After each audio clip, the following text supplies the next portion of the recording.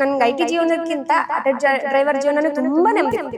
ಎಂಬೆಸಿಲಿ work ಮಾಡ್ಬೇಕಾದ್ರೆ ನನ್ ಕೆಳಗಡೆ ಒಂದು 350ರಿಂದ 400 ಜನ ಕೆಲಸ. ಜೀವನನ ನಮಗೆ ಹೇಗ್ ಬೇಕು ಹಂಗ ಅನ್ಭವಿಸಕ್ಕಾಗಲ್ಲ. ಮದ್ವೆ ಆದಾಗಿಂದ ನನ್ನ ತವ್ರ ಮನೆಗೆ ಹೋಗಿದ್ ಬರೀ 3 ಸಲ. ಅದಕ್ಕೆ ನನ್ 1 ತಿಂಗಳು ನನ್ನ ಮಕ್ಕಳನ್ನ ನನ್ನ ಮುಖನೇ ನೋಡಿರ್ಲಿಲ್ಲ. ಆ ಲೈಫ್ ಮತ್ತೆ ಹಿಂದೆ ತಿರುಗಿ ನೋಡಿದ್ರೆ ಸತ್ತೋಗ್ಬೇಕು ಅನ್ನೋ ಅಷ್ಟು ಫೀಲ್ ಆಗ್ಬಿಡುತ್ತೆ. ಜನಗಳ ಮಾತಿಗೆ ನಾವ್ ಯಾವತ್ತು ಕಿವಿ ಕೊಡ್ತೀವೋ ನಾವ್ ಲೈಫಲ್ಲಿ ಫೇಲ್ ಆಗ್ತೀವಿ. ಏನಾದ್ರೂ ಒಂದು ಗುರಿ ಮುಟ್ಬೇಕು ಅಂದ್ರೆ ನಮ್ಮ ದೃಷ್ಟಿ ಬರೀ ಗುರಿ ಕಡೆ ಮಾಡ್ತಾರೆ. ಐಟಿ ಕಂಪ್ನಿ ಅಂತೀವಿ, ಬಟ್ ಅಲ್ಲಿ ಕಂಪ್ನಿಲಿ ವರ್ಕ್ ಮಾಡೋರ್ಗೆ ಗೊತ್ತು ಅಲ್ಲಿರೋ ಪರಿಸ್ಥಿತಿ ಏನು. ಯಾವ ಟೈಮಲ್ಲಿ ಮಕ್ಕಳಿಗೆ ಟೈಮ್ ಕೊಡ್ಬೇಕಾಗಿತ್ತು ಆ ಟೈಮಲ್ಲಿ ಟೈಮ್ ಕೊಡ್ಲಿಕ್ಕಾಗಿಲ್ಲ. ಅವ್ರಿಗೂ ನನ್ನ ಕೋಪ ಆಯ್ತು, ನನಗೂ ಕೋಪ ಆಯ್ತು.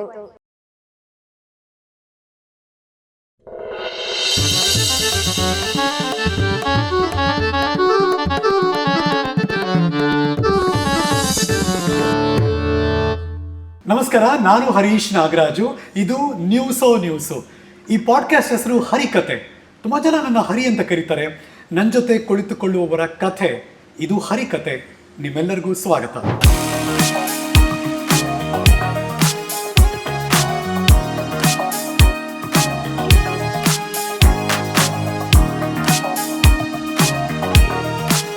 ಸೋಷಿಯಲ್ ಮೀಡಿಯಾ ಪ್ಲಾಟ್ಫಾರ್ಮಲ್ಲಿ ಒಂದು ವಿಡಿಯೋ ಭಯಂಕರ ವೈರಲ್ ಆಗೋಯ್ತು. ಒಬ್ಬರು ಡಾಕ್ಟ್ರು ಅವ್ರ ಬಗ್ಗೆ ಒಂದು ವಿಡಿಯೋ ಹಾಕಿದ್ರು. ಯಾರೇ ಹೆಣ್ಮಗಳು, ನಮ್ಮ ಕನ್ನಡತಿ, ನಮ್ಮ ಬೆಂಗಳೂರಿನ ಹೆಣ್ಮಗಳು ಅಂತ ಕಣ್ಣರಳಿಸಿ ನೋಡಿ ಕೊನೆಗೆ ಇವರೇ ಅಂತ ಐಡೆಂಟಿಫೈ ಮಾಡಿ ಅವ್ರನ್ನ ಈ ಹರಿಕತೆಯ ಪ್ಲ್ಯಾಟ್ಫಾರ್ಮ್ಗೆ ಕರೆಸಿದ್ದೀನಿ. ನಿಮ್ಮೆಲ್ಲರ ಮುಂದೆ ಪರಿಚಯ ಮಾಡಿಕೊಡ್ತಿದ್ದೀನಿ. ಅವ್ರ ಹೆಸರು ನೇತ್ರ ಅಂತ. ನೇತ್ರ, ನಮಸ್ಕಾರ. ನಮಸ್ತೆ ಸರ್, ಹೇಗಿದ್ದೀರಾ? ಚೆನ್ನಾಗಿದ್ದೀನಿ ಸರ್, ನೀವು ಹೇಗಿದ್ದೀರಾ? ನಾನು ತುಂಬ ಚೆನ್ನಾಗಿದ್ದೀನಿ. IT ಉದ್ಯೋಗವನ್ನು ಬಿಟ್ಟು ಆಟೋ ಡ್ರೈವಿಂಗ್ ಮಾಡುತ್ತಿರುವ ಹೆಣ್ಮಗಳು ತಿಂಗಳಿಗೆ 60,000ಕ್ಕೂ ಹೆಚ್ಚು ಸಂಪಾದನೆ ಮಾಡ್ತಿದ್ದಾರೆ ಅಂದಾಗ ಎಲ್ಲರೂ ಕೂಡ ಕಣ್ಣರಳಿಸಿ ನೋಡ್ತಾರೆ. ವಿಡಿಯೋ ದೊಡ್ಡ ಮಟ್ಟದಲ್ಲಿ ವೈರಲ್ ಆಗ್ತಾ ಇದೆ. ಆ ವೈರಲ್ ವಿಡಿಯೋನು ಸುಮ್ಮನೆ ಜಲಕ್ಕೆ ನಿಮಗೆ ತೋರಿಸ್ತೀನಿ. ಆದರೆ ಅದೇ ವೈರಲ್ ಆಗಿರುವಂಥ ಆಟೋ ಡ್ರೈವರ್, ಆಟೋ ಚಾಲಕಿ ನೇತ್ರ ನಮ್ಮ ಜೊತೆ ಇದ್ದಾರೆ. ಈಗ ಹೇಳ್ತೀನಿ. ನೇತ್ರ, ನಮಸ್ಕಾರ. ನಮಸ್ತೆ ಸರ್. ಇವಾಗ ಹೇಗಿದ್ದೀರಾ? ಚೆನ್ನಾಗಿದ್ದೀನಿ. ಚೆನ್ನಾಗಿರ್ಬೇಕು ಅಂತಾನೆ ಅವ್ರು ಆಟೋ ಓಡಿಸ್ತಾ ಇದ್ದಾರೆ. ಹೌದು ಸರ್. ನಿಮ್ಮ ವಿಡಿಯೋ ಏನು ಅಷ್ಟೊಂದು ವೈರಲ್ ಆಗೋಯ್ತು? ಅದು ನನಗೆ ಗೊತ್ತಿರಲಿಲ್ಲ ಸರ್. ನನ್ನ ಫ್ರೆಂಡ್ಸ್ ಎಲ್ಲ ಶೇರ್ ಮಾಡಿದಾಗ ನನಗೆ ಶಾಕ್, ಮೈಂಡೇ ನನಗೆ ಓಡ್ತಿರ್ಲಿಲ್ಲ. ಒಂದ್ಸರಿ ಬ್ಲ್ಯಾಕ್ ಆಗೋದೆ. ನನ್ನ ಹಸ್ಬೆಂಡ್ಗೆ ಅದು ವಿಡಿಯೋ ಶೇರ್ ಮಾಡಿಬಿಟ್ಟು ನೋಡು ಈ ಥರ ವೈರಲ್ ಆಗ್ತಿದೆ ವಿಡಿಯೋ. ನನ್ನ ಮನೆಯವ್ರು ಅಂದರು, ಓ ಪಕ್ಕ ಇಂಟರ್ವ್ಯೂ ಇರುತ್ತೆ ನಿನಗೆ, ನೆಕ್ಸ್ಟ್ ಡೇ ನೋಡ್ಕೊ ಅಂದರು. ನನ್ನ ನೆಕ್ಸ್ಟ್ ಡೇ ಮಾರ್ನಿಂಗೇ ನಿಮ್ದು ಕಾಲ್ ಬಂತು. ನನಗೆ ಏನು ಹೇಳಬೇಕಂತ ಗೊತ್ತಾಗಲಿಲ್ಲ. ಆಮೇಲೆ ನಮ್ಮ ಯೂನಿಯನ್ ಕಡೆಯಿಂದ ಎಲ್ಲ ಕಾಲ್ ಬಂತು. ಈ ಥರ ಎಲ್ಲ ನೀವು ಆರ್ಟಿಕಲ್ ಕೊಟ್ಟಿದ್ರಾ? ಇಲ್ಲ, ನಾನು ಯಾವ ಆರ್ಟಿಕಲ್ ಕೊಡಲಿಲ್ಲ. ಇಂಟರ್ವ್ಯೂ ಕೊಟ್ಟಿದ್ರಾ? ಯಾವ ಇಂಟರ್ವ್ಯೂ ನಾನು ಕೊಡಲಿಲ್ಲ. ಮತ್ತು ನಿಮ್ದು ವಿಡಿಯೋ ಎಲ್ಲ ಸೋಷಿಯಲ್ ಮೀಡಿಯಾದಲ್ಲಿ ವೈರಲ್ ಆಗ್ತಿದೆಯಲ್ಲ. ಆಮೇಲೆ ನನ್ನ ಫ್ರೆಂಡ್ ಒಬ್ಬರು ನನಗೆ ಇನ್ಸ್ಟಾಗ್ರಾಮಿಂದ ವಿಡಿಯೋ ಕಳಿಸಿದ್ರು. ಅವರು ಕ್ಯಾಲಿಫೋರ್ನಿಯಾದಲ್ಲಿದ್ದಾರೆ. ಅವರು ನನಗೆ ಕಳಿಸಿದ್ರು. ಅಂದರೆ ನಂದು ವಿಡಿಯೋ ಕ್ಯಾಲಿಫೋರ್ನಿಯಾವರೆಗೂ ರೀಚ್ ಆಗಿದೆಯಾ ಅಂತ ನಾನು ತುಂಬ ಖುಷಿಪಟ್ಟೆ. ಮಿಲಿಯನ್ಸ್ ಗಟ್ಟಲೆ ಓಡ್ತಾ ಇದೆ. ಹೌದು ಸರ್. ತುಂಬ ನನ್ಗೆ ಹೇಳ್ಕೊಳಕ್ ಆಗ್ತಿಲ್ಲ, ಅಷ್ಟು ಖುಷಿ ಆಗ್ತಿದೆ. ಒಂದ್ಸರಿಗೆ ಭಯನೂ ಆಗ್ತಿದೆ ಏನಾಗುತ್ತೆ ಅಂತ. ಚೆನ್ನಾಗಿದೆ ಇದು. ಒಬ್ಬರು ಮಲಯಾಳಂನ ಅಂದರೆ ಕೇರಳದ ಮಾತೃಭಾಷೆಯಲ್ಲಿರುವಂಥ ಹೆಣ್ಮಗಳು, ಅವರು ಡಾಕ್ಟರು.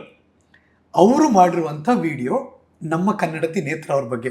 ಇದು ಯಾವಾಗ ಮಾಡಿದ ವಿಡಿಯೋ ಇದು? ಸರ್, ಇದು 3 years ಬ್ಯಾಕ್ ಮಾಡಿರೋ ವಿಡಿಯೋ ಸರ್. ಅಯ್ಯೋ, ಅಷ್ಟೊಂದು ಹಳೇದ ಇದು? ಹೌದು. ಅವರು ನನಗೆ MG ರೋಡಿಂದ ಕಸ್ಟಮರ್ ಆಗಿ ಬಂದಿದ್ದು. ಅವ್ರಿರೋದು ಹೆಣ್ಣೂರಲ್ಲಿ, ಬ್ರಿಗೇಡ್. ಹಾ, ಅವರು ಬೆಂಗಳೂರಲ್ಲಿ. ಹೌದು, ಅವ್ರು ಮಲಯಾಳಂ ಮಾತಾಡ್ತಾರೆ. ಮತ್ತೆ ಬ್ಯಾಂಗ್ಳೂರಲ್ಲೇ ಇರೋದು. ಡಾಕ್ಟರ್ ಅವರು. MG ರೋಡಿಂದ ಪಿಕ್ ಮಾಡ್ಕೊಂಡು ಕರ್ಕೊಂಡು ಹೋಗಿದ್ದವ್ರನ್ನ. ಕ್ಯಾಶುವಲ್ ಆಗಿ ನಾವು ಹೆಣ್ಮಕ್ಳು ಗಾಡಿನಲ್ಲಿ ಬಂದ್ರೆ ಅವ್ರಿಗೊಂದು ಇನ್ಸ್ಪಿರೇಷನ್ ಇರುತ್ತಲ್ವಾ. ಅವರು ಲೇಡಿ ಒಬ್ಬರೇ ಇದ್ರು.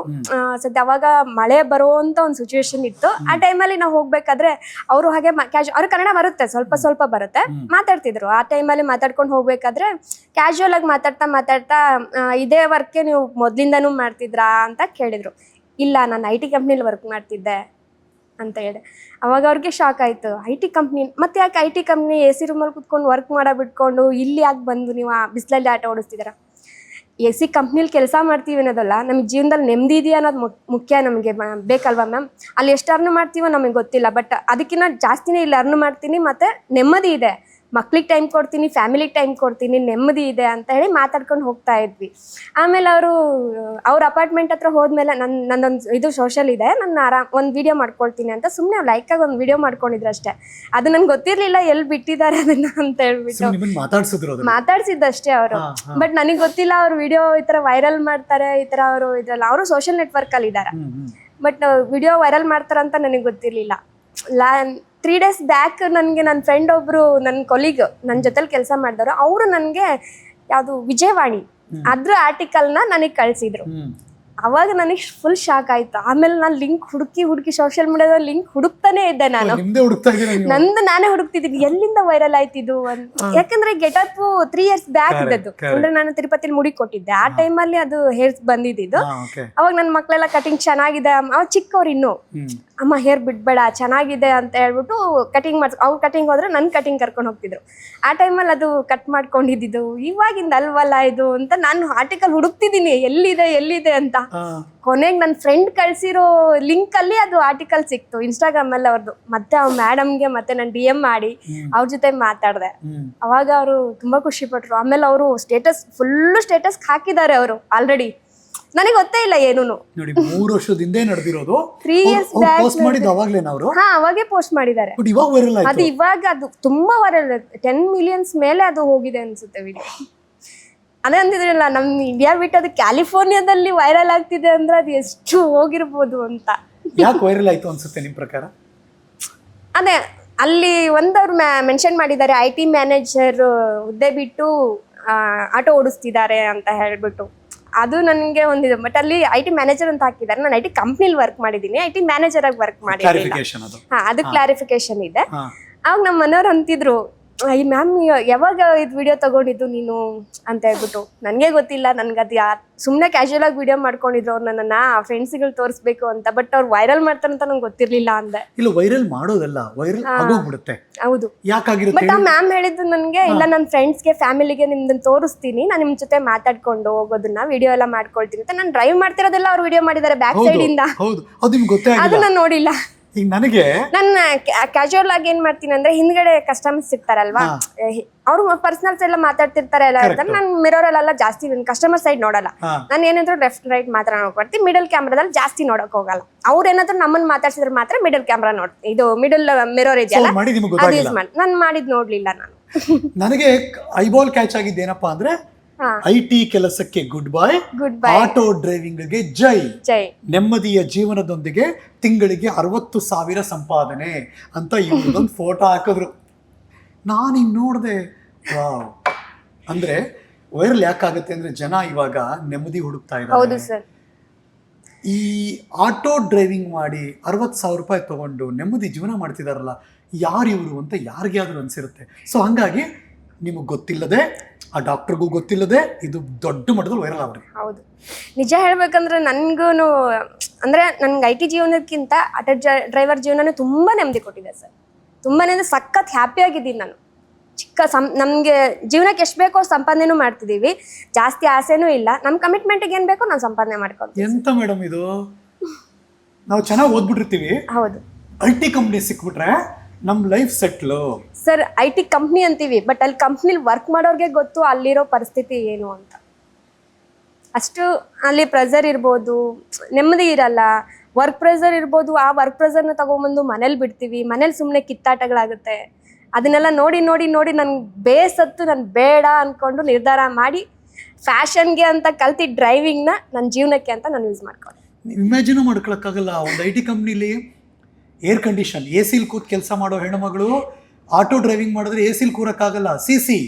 ಎಸ್ ಸರ್, ನಾನು ವರ್ಕ್ ವರ್ಕ್ ಮಾಡ್ತಿರ್ಬೇಕಾದ್ರೆ ಪಾರ್ಟ್ ಟೈಮ್ ಆಗಿ ಮಾಡ್ತಿದ್ದೆ. ಅಂದ್ರೆ ನನ್ಗೆ ಇದು ವರ್ಕೌಟ್ ಆಗುತ್ತೋ ಇಲ್ವೋ ಚೆಕ್ ಮಾಡಕ್ಕೆ 1 month ನಾನು ನೈಟ್ ಅಲ್ಲಿ ವರ್ಕ್ ಮಾಡ್ಕೊಂಡಿದ್ದೀನಿ.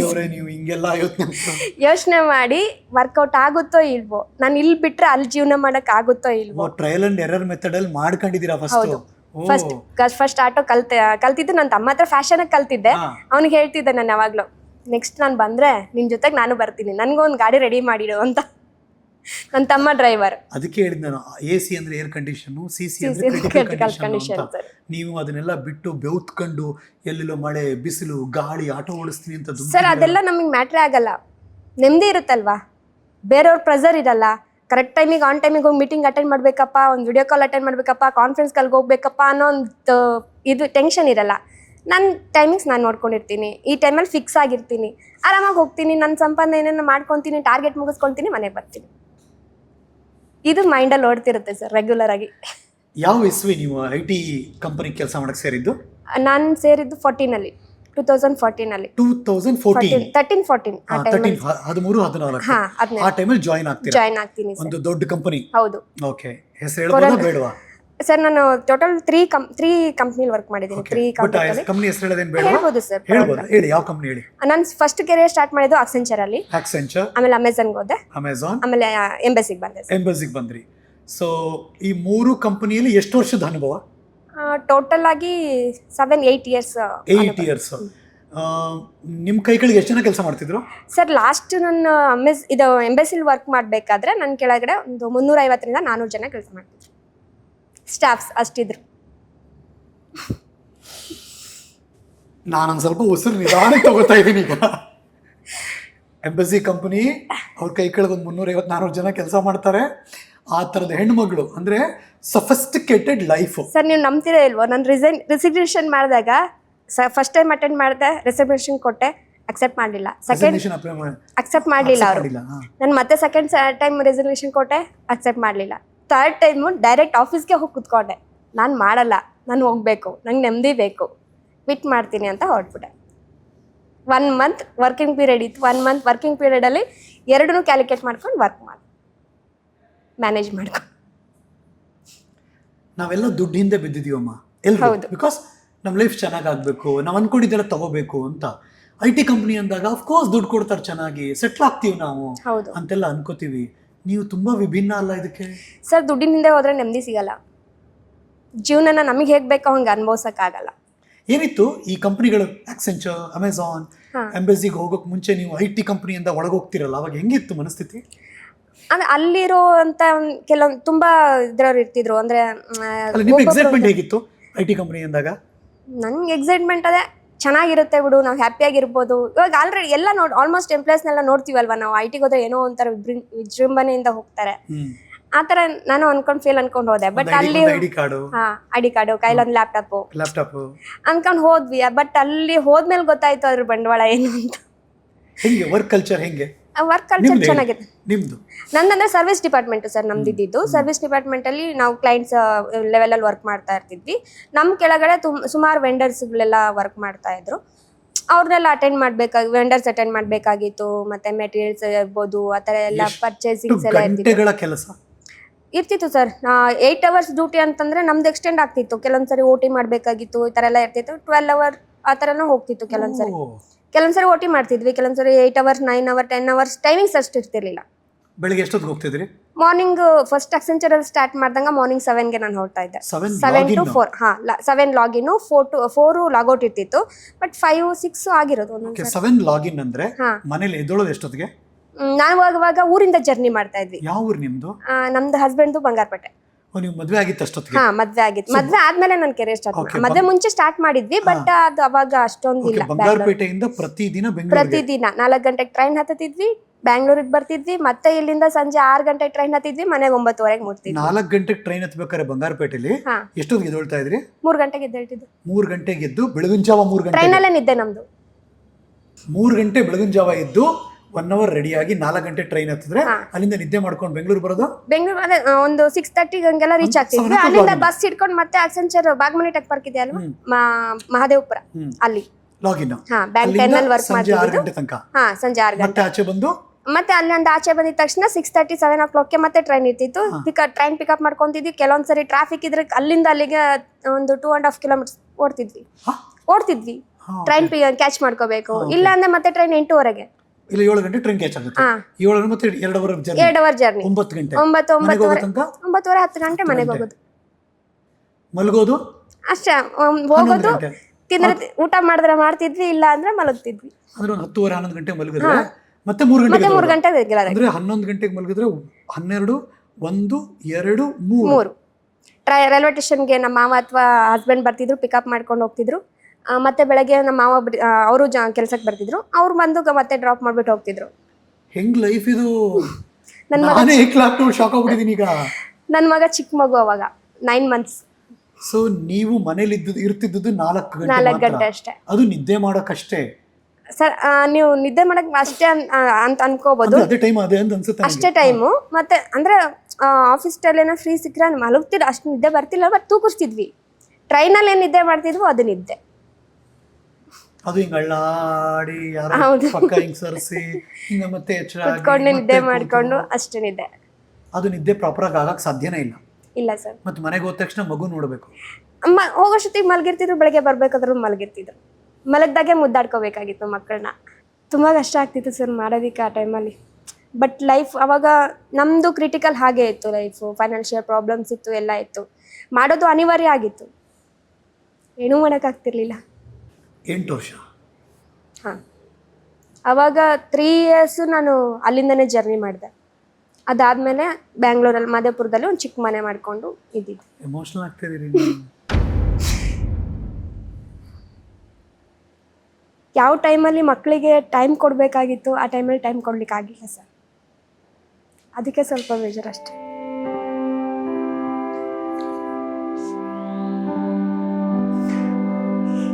ಎಷ್ಟು ವರ್ಷ ಮಕ್ಕಳಿಗೆ? ಆವಾಗ ದೊಡ್ಡ ಮಗನಿಗೆ 3 ವರ್ಷ, ಚಿಕ್ಕವನಿಗೆ 9 ತಿಂಗಳು. ನಾನು ಕೆರಿಯರ್ ಸ್ಟಾರ್ಟ್ ಮಾಡಿದೆ. 9 ತಿಂಗಳು? ಹೌದು. Feeding baby? ಫೀಡಿಂಗ್ ಬಿಡಿಸ್ಬಿಟ್ಟು, ಇಲ್ಲ ಫೀಡಿಂಗ್ ಬಿಡಿಸಿರ್ಲಿಲ್ಲ ಅವಾಗಿನ್ನು.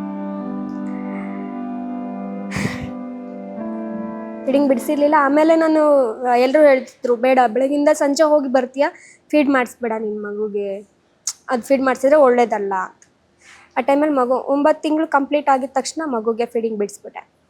ಸೊ ತುಂಬ ದಿನ ಮಕ್ಕಳು ನಿಮ್ಮ ಮುಖನೇ ನೋಡಿಲ್ಲ? ಇಲ್ಲ ಸರ್. ಅವಾಗ ಅಲ್ಲಿ ಜರ್ನಿ ಮಾಡ್ತಿರ್ಬೇಕಾದ್ರೆ ವೀಕ್ಲಿ ಒಂದೇ ವೀಕ್ ಆಫ್. ಆ ವೀಕ್ ಆಫ್ ತಗೊಂಡಾಗ ಮಾತ್ರ ಮಕ್ಕಳ ಜೊತೆಗೆ ಇರ್ತಿದ್ದೆ ನಾನು. ಮಕ್ಕಳು ಬಿಟ್ಟು ಎಲ್ಲೂ ಹೋಗ್ತಿರ್ಲಿಲ್ಲ. ಒಂದು ದಿನ ಮಾತ್ರ ಮಕ್ಕಳು ಮುದ್ದಾಡ್ಕೊಳಕ್ಕೆ, ಎಲ್ಲದಕ್ಕೂ ಒಂದಿನ ಮಾತ್ರ ಟೈಮ್. ಲೀವ್ ಸಿಗ್ತಿರ್ಲಿಲ್ಲ ಮಕ್ಕಳ ಜೊತೆಗೆ ಮುದ್ದಾಡಬೇಕು ಅಂದ್ರೂ. ಲೀವ್ ಹಾಕೋಕ್ಕಾಗ್ತಿರ್ಲಿಲ್ಲ. ಇದನ್ನೆಲ್ಲ ನೋಡಿನೇ ನನಗೆ IT ಜೀವನನೇ ಬೇಡ ಅಂತ ಬಿಟ್ಬಿಟ್ಟಿದ್ದು ಸರ್. ಫ್ಯಾಮಿಲಿಗೆ ಫೈನಾನ್ಷಿಯಲಿ ಸಪೋರ್ಟ್ ಮಾಡಬೇಕು ಅಂತ ಒಂದು ಹೆಣ್ಣು ಯಾವ ಮಟ್ಟದಲ್ಲಿ ಸ್ಯಾಕ್ರಿಫೈಸ್ ಮಾಡಬೇಕು? ಹೌದು. ಅದು ಮಿಡ್ಲ್ ಕ್ಲಾಸಲ್ಲಿ ಜೀವನದಲ್ಲಿ ಮಾತ್ರ ತುಂಬಾ ಸ್ಯಾಕ್ರಿಫೈಸ್ ಮಾಡಬೇಕು ಸರ್. ಅವ್ರ ಖುಷಿ, ಕನಸು ಎಲ್ಲದನ್ನೂ ಕಳ್ಕೊಬೇಕಾಗುತ್ತೆ. ತುಂಬ ಜನ, ಲಕ್ಷಾಂತರ ಜನ ಇದ್ದಾರೆ ಮಿಡ್ಲ್ ಕ್ಲಾಸ್ ಅವರು, ತುಂಬ ಆಸೆ ಹೊತ್ಕೊಂಡು IT ಇಂಡಸ್ಟ್ರಿಯಲ್ಲಿ ಇದ್ದಾರೆ. ಹೌದು. ಎಷ್ಟೋ ಜನದ ಕನಸುಗಳೇ ಬೇರೆ ಆಗಿರುತ್ತೆ ಸರ್, ಆದರೆ ಅವ್ರು ನಡ್ಕೊಂಡು ಹೋಗ್ತಿರೋ ದಾರಿನೇ ಬೇರೆ ಆಗಿರುತ್ತೆ. ಅಂಥವ್ರಲ್ಲಿ ನಾನು ಒಬ್ಳಿದ್ದೀನಿ. ಇದೆಲ್ಲ ಫೈನಾನ್ಷಿಯಲಿ ಹೆಲ್ಪ್ ಆದರೆ ನಮ್ಮ ಕಮಿಟ್ಮೆಂಟ್ಗಳು ಮುಗಿಯುತ್ತೆ, ನಾವು ಒಂಚೂರು ನೆಮ್ಮದಿಯಾಗಿ ಜೀವನ ಮಾಡ್ಬೋದು ಅಂತ ಅದೊಂದೇ ತಲೆಯಲ್ಲಿ ಇರುತ್ತಲ್ಲ. ಬಿಕಾಸ್ ಯಾಕೆ ಸ್ಯಾಕ್ರಿಫೈಸ್ ಮಾಡ್ತಿದ್ವಿ? ಬಿಕಾಸ್ ಆಫ್ ದಟ್ ಅಂತ. ಹೌದು. ಹೆಂಗಿತ್ತು ಅಂದರೆ, ಈ ಕ್ಲಾಕ್ ಇದೆಯಲ್ಲ ಹಿಂಗೆ ಹೋಗಿ ಬರೋದು, ಮೆಕ್ಯಾನಿಕಲ್ ಅದು. ಹೌದು. ಬೇರೆ ಏರಿಗೂ ಟೈಮ್ ಇಲ್ಲ. ಊಟ ತಿಂದ್ಯಾ ಮಾಡಿದ್ಯಾ ಯಾರಿಗೂ ಗೊತ್ತಿಲ್ಲ, ನಿದ್ದೆ ಮಾಡಿದಾಗ ಗೊತ್ತಿಲ್ಲ, ಹೋದ್ವಾ ಬಂದ್ವಾ, ಒಂಥರ ಮೆಕ್ಯಾನಿಕಲ್ ಲೈಫು. ಹೆಲ್ತ್ ಹೆಂಗಿತ್ತು? ಹೆಲ್ತ್ ಅದೇ ಹೆಡೇಕು, ಯಾವಾಗಲೂ ಕನ್ನಡಿ ಯೂಸ್ ಮಾಡ್ತಿದ್ದೆ ಅವಾಗ. ಇವಾಗ ಸ್ಪೆಟ್ಸ್ ಯೂಸ್ ಮಾಡ್ತಿದ್ದೆ. ಅಂದರೆ ಹೆಡೇಕ್ ಬರ್ತಿತ್ತು, ಕೂಲಾಗಿ ವರ್ಕ್ ಮಾಡಬೇಕಲ್ವ ನಾನು ಆಗ್ತಿರ್ಲಿಲ್ಲ. ತುಂಬ ಅವಾಗ ಜ್ವರ ಅದು ಇದು ಎಲ್ಲ ಬರ್ತಿರ್ತದ್ದು. ನಿದ್ದೆ ಮನುಷ್ಯನಿಗೆ ಮುಂಚೆ ಬೇಕಾಗಿರೋದೇ ನಿದ್ದೆ ಅಲ್ವಾ ಸರ್? ಮೊದಲು ನಿದ್ದೆ ಬೇಕು, ಆಮೇಲೆ ನಿದ್ದೆ ಇದ್ರೇ ಆರೋಗ್ಯ ಅಂತ ಹೇಳ್ತಾರೆ. ನನಗೆ ಆ ನಿದ್ದೆನೇ ಇರ್ತಿರ್ಲಿಲ್ಲ. 21 ವರ್ಷ. ಹೌದು. ಅಂಡ್ ನೀವು ಆ ಸ್ಟ್ರೆಸ್ಫುಲ್ ಲೈಫಲ್ಲಿ ಇದ್ದೀರಾ. 2021. ಅಂದರೆ ನಿಮಗೆ ಬದುಕು ಅರ್ಥ ಆಗೋಯ್ತು ನಿಮಗೆ ಸರ್? ಒಂದು ಮನುಷ್ಯ ಅದನ್ನು ಜೀವನ ಹೇಗೆ ತಿಳ್ಕೊಬೇಕೋ ಅದನ್ನೆಲ್ಲ ನಾನು ತಿಳ್ಕೊಂಬಿಟ್ಟಿದ್ದೀನಿ ಸರ್. ಏನೇನು ನೋಡಬೇಕೋ ಎಲ್ಲ ನೋಡ್ಬಿಟ್ಟಿದ್ದೀನಿ. ಹೌ ಹೆಕ್ಟಿಕ್ ಆ ಜಾಬ್? ಹೇಳ್ಕೊಳಕ್ಕಾಗ್ತಿಲ್ಲ ನನಗೆ ಅದನ್ನು. ತುಂಬ ಕಷ್ಟ ಆಗ್ತಿತ್ತು ಸರ್. ಒಂದು ಕಡೆ ಮಾಡಬೇಕು ಅಂತ ಒಂದು ಛಲ ಇದ್ದರೆ, ಇನ್ನೊಂದು ಕಡೆ ಡಿಸಪಾಯಿಂಟ್ ಜಾಸ್ತಿ ಆಗ್ತಿತ್ತು. ಏನೋ ಕಳ್ಕೊತಿದ್ದೀನೇನೋ ಅನ್ನೋ ಥರ ಫೀಲ್ ಆಗ್ತಿತ್ತು ನನಗೆ. ಏನು ಮಿಸ್ ಆಗ್ತಿತ್ತು ತುಂಬ ದೊಡ್ಡ ಮಟ್ಟದಲ್ಲಿ? ದೊಡ್ಡ ಮಟ್ಟದಲ್ಲಿ ಅಂದರೆ ಅದೇ ಮಕ್ಕಳ ಮಧ್ಯೆ ಬಾಂಧವ್ಯ ಇರ್ತಿರ್ಲಿಲ್ಲ ನಮಗೆ. ಹಸ್ಬೆಂಡ್ ಜೊತೆಗೆ ಚೆನ್ನಾಗಿರೋಕ್ಕಾಗ್ತಿರ್ಲಿಲ್ಲ. ನಮ್ದು ಆ್ಯಕ್ಚುಲಿ ಲವ್ ಮ್ಯಾರೇಜ್. ಮದುವೆ ಆದಮೇಲೆ ಅದು ಒಂದು 2 ಇಯರ್ಸ್ ಚೆನ್ನಾಗಿತ್ತು. ಅದಾದಮೇಲೆ ಅದೇ ಸಣ್ಣ ಪುಟ್ಟ ಕಿರಿಕಿರಿ, ಟೈಮ್ಸ್ ಕೊಡೋಕ್ಕಾಗ್ತಿರ್ಲಿಲ್ಲ ನಾನು. ಮೇಯ್ನು ಬರೀ ಆಫೀಸು ಮನೆ ಅಂತಿದ್ರೆ ಮಕ್ಳ ಜೊತೆಗೆ ಟೈಮ್ ಇಲ್ಲ, ಹಸ್ಬೆಂಡ್ ಜೊತೆಗೆ ಟೈಮ್ ಇಲ್ಲ, ಫ್ಯಾಮಿಲಿಗೆ ಟೈಮ್ ಕೊಡೋಕ್ಕಾಗ್ತಿರ್ಲಿಲ್ಲ, ಫ್ಯಾಮಿಲಿಲಿ ಒಂದು ಫಂಕ್ಷನ್ ಅಟೆಂಡ್ ಆಗೋಕ್ಕಾಗ್ತಿರ್ಲಿಲ್ಲ, ಯಾವುದಕ್ಕೂ ಇದು ಮಾಡೋಕ್ಕಾಗ್ತಿರ್ಲಿಲ್ಲ. ಯಾವತ್ತೋ ಒಂದೊಂದು ಸಾರಿ ಫ್ಯಾಮಿಲಿ ನೋಡೋ ಥರ ಆಗ್ತಿತ್ತು. ವರ್ಷಕ್ಕೋ 6 ತಿಂಗಳಿಗೋ ಆ ಥರ ನೋಡೋ ಥರ ಪರಿಸ್ಥಿತಿ ಬರ್ತಿತ್ತು. ಅದು ಬಿಟ್ಟ ಮೇಲೆ ತುಂಬ ಖುಷಿಯಾಗಿದ್ದೀನಿ ಸರ್ ನಾನು.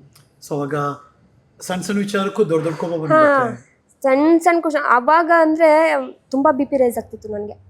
ಕಿರ್ಚಾಡ್ಬಿಡ್ತಿದ್ದೆ, ಮಕ್ಳಿಗೆಲ್ಲ ಹೊಡೆದ್ಬಿಡ್ತಿದ್ದೆ ಹಿಡ್ಕೊಂಡು. ಸ್ವಲ್ಪ ಏನಾದರೂ ಆ ವರ್ಕ್ ಪ್ರೆಸರ್ಗೆ ಒಂದಿನ ಮನೇಲಿದ್ರೆ ಆ ಪ್ರೆಸರ್ಗೆ ಮನೇಲಿದ್ರೂ ನಮಗೆ ಬಿಡ್ತಿರ್ಲಿಲ್ಲ. ಕಾಲ್ ವಿಡಿಯೋ ಕಾನ್ಫರೆನ್ಸ್ ಇದೆ, ಎಮರ್ಜೆನ್ಸಿ ಮೀಟಿಂಗು ಅಟೆಂಡ್ ಮಾಡಲೇಬೇಕು, ಆ ಫೈಲ್ ಕಳಿಸಿ, ಈ ಫೈಲ್ ಕಳಿಸಿ, ಬರೀ ಆ ಥರ ಇರೋದ್ರಿಂದ ಏನಾಗ್ತಿತ್ತು ಅಂದರೆ ಮನಸ್ಸಿಗೆ ತುಂಬ ಒಂಥರ ಹಿಂಸೆ ಅನಿಸ್ತಿತ್ತು. ಸೊ ಮನೇಲಿದ್ರೂ ನಮಗೆ ಬಿಡಲ್ವಲ್ಲ, ಇಂಥ ಜೀವನ ನಮಗೆ ಬೇಕಾ ಅನ್ನೋ ಥರ ಒಂಥರ ಫೀಲ್ ಆಗ್ತಿತ್ತು. ಬಟ್ ಅನಿವಾರ್ಯ, ಏನು ಮಾಡೋಕ್ಕಾಗಲ್ಲ, ಮಾಡಲೇಬೇಕು. ನಿಮ್ಮ ಮಾತನ್ನ ಲಕ್ಷಾಂತರ ಜನ ಕೇಳಿಸ್ಕೊತಿರ್ತಾರೆ. ತುಂಬಾ ಜನ ಮಿಡ್ ನೈಟ್ ಎದ್ದು ಕೂತ್ಕೊಂಡು ಲ್ಯಾಪ್ಟಾಪ್ ಓಪನ್ ಮಾಡಿ ಕೆಲಸ ಮಾಡ್ತಿರ್ತಾರೆ, ಟಾರ್ಗೆಟ್ ರೀಚ್ ಆಗಬೇಕು ಅಂತಿರ್ತಾರೆ, ಹೆಲ್ತ್ ಅಪ್ಸೆಟ್ ಆಗಿರುತ್ತೆ, IT ಕಂಪ್ನಿಲಿ ಕೂತ್ ಕೆಲಸ ಮಾಡ್ಬೇಕಾದ್ರೆ ಸ್ಟಿಲ್ ಒದ್ದಾಡ್ತಿರ್ತಾರೆ. ಹೌದು, ನಂದು ಲಾಸ್ಟ್ ಸೈಟಲ್ಲಿ ಏನಾಗ್ತಿತ್ತು ಅಂದ್ರೆ ನಾನು ಹಾಗೆ ಮಾಡ್ತಾ ಇದ್ದೆ. ನಂದು ಶಿಫ್ಟ್ ಇದ್ದಿದ್ದು ಆಫ್ಟರ್ನೂನು 2 o'clock ಇಂದ ಮಿಡಲ್ 1 o'clock ವರೆಗೂ ಇರ್ತಾ ಇದ್ದು ಶಿಫ್ಟ್. 1 o'clock ಆಲ್ರೆಡಿ ಲಾಗೌಟು 12 o'clock ಆಗ್ತಿತ್ತು. ಲಾಗೌಟ್ 12 o'clock ಮಾಡ್ಕೊಂಡು ಮನೆಗೆ ಹೋಗೋಷ್ಟೊತ್ತಿಲ್ಲಿ ನಾನು 1 o'clock ಆಗಿರ್ತಿತ್ತು. ಆ 1 o'clock ಅಲ್ಲೇ ಲಾಸ್ಟ್ ಸೈಟ್ ನಂದು ಐಕ್ಯದಲ್ಲಿ ವರ್ಕ್ ಮಾಡ್ತಾ ಇದ್ದೆ. ಸೈಟಲ್ಲಿ ವರ್ಕ್ ಮಾಡ್ತಿದ್ದೆ, ಆನ್ ಸೈಟ್ ಬಂದಿದ್ದೆ, ಸೈಟಲ್ಲಿ ವರ್ಕ್ ಮಾಡ್ತಾ ಇದ್ದೆ ನಾನು ಅವಾಗ.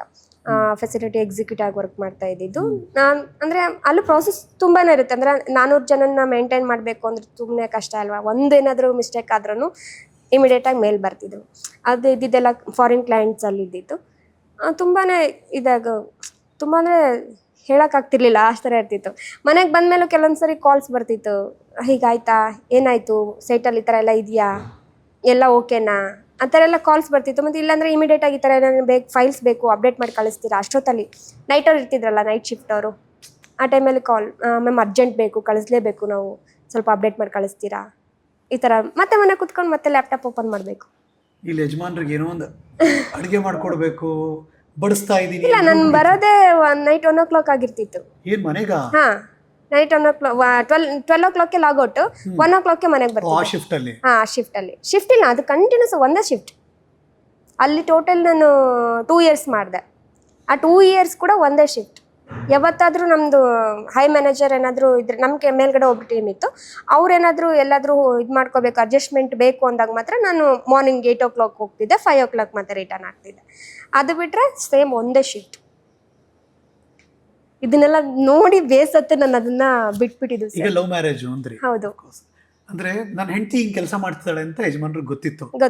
ಬಟ್ ಸ್ಟಿಲ್ ಹೆಂಗೆ ಅಂದ್ರೆ ಸಪೋರ್ಟ್ ಮಾಡ್ತಿದ್ರು ಸರ್, ತುಂಬಾ ಸಪೋರ್ಟ್ ಮಾಡ್ತಿದ್ರು. ಅದ್ರ ತಾಳ್ಮೆ ಮೀರ್ತಿತ್ತು. ಹಾ, ನಾವು ಇದೇ ವಿಷಯಕ್ಕೆ ಹೋಗಿ ಜಗಳ ಮಾಡ್ಕೊಂಡೆ 3 years ಇಬ್ರು ಬೇರೆ ಬೇರೆ ಇದ್ವಿ ಸರ್.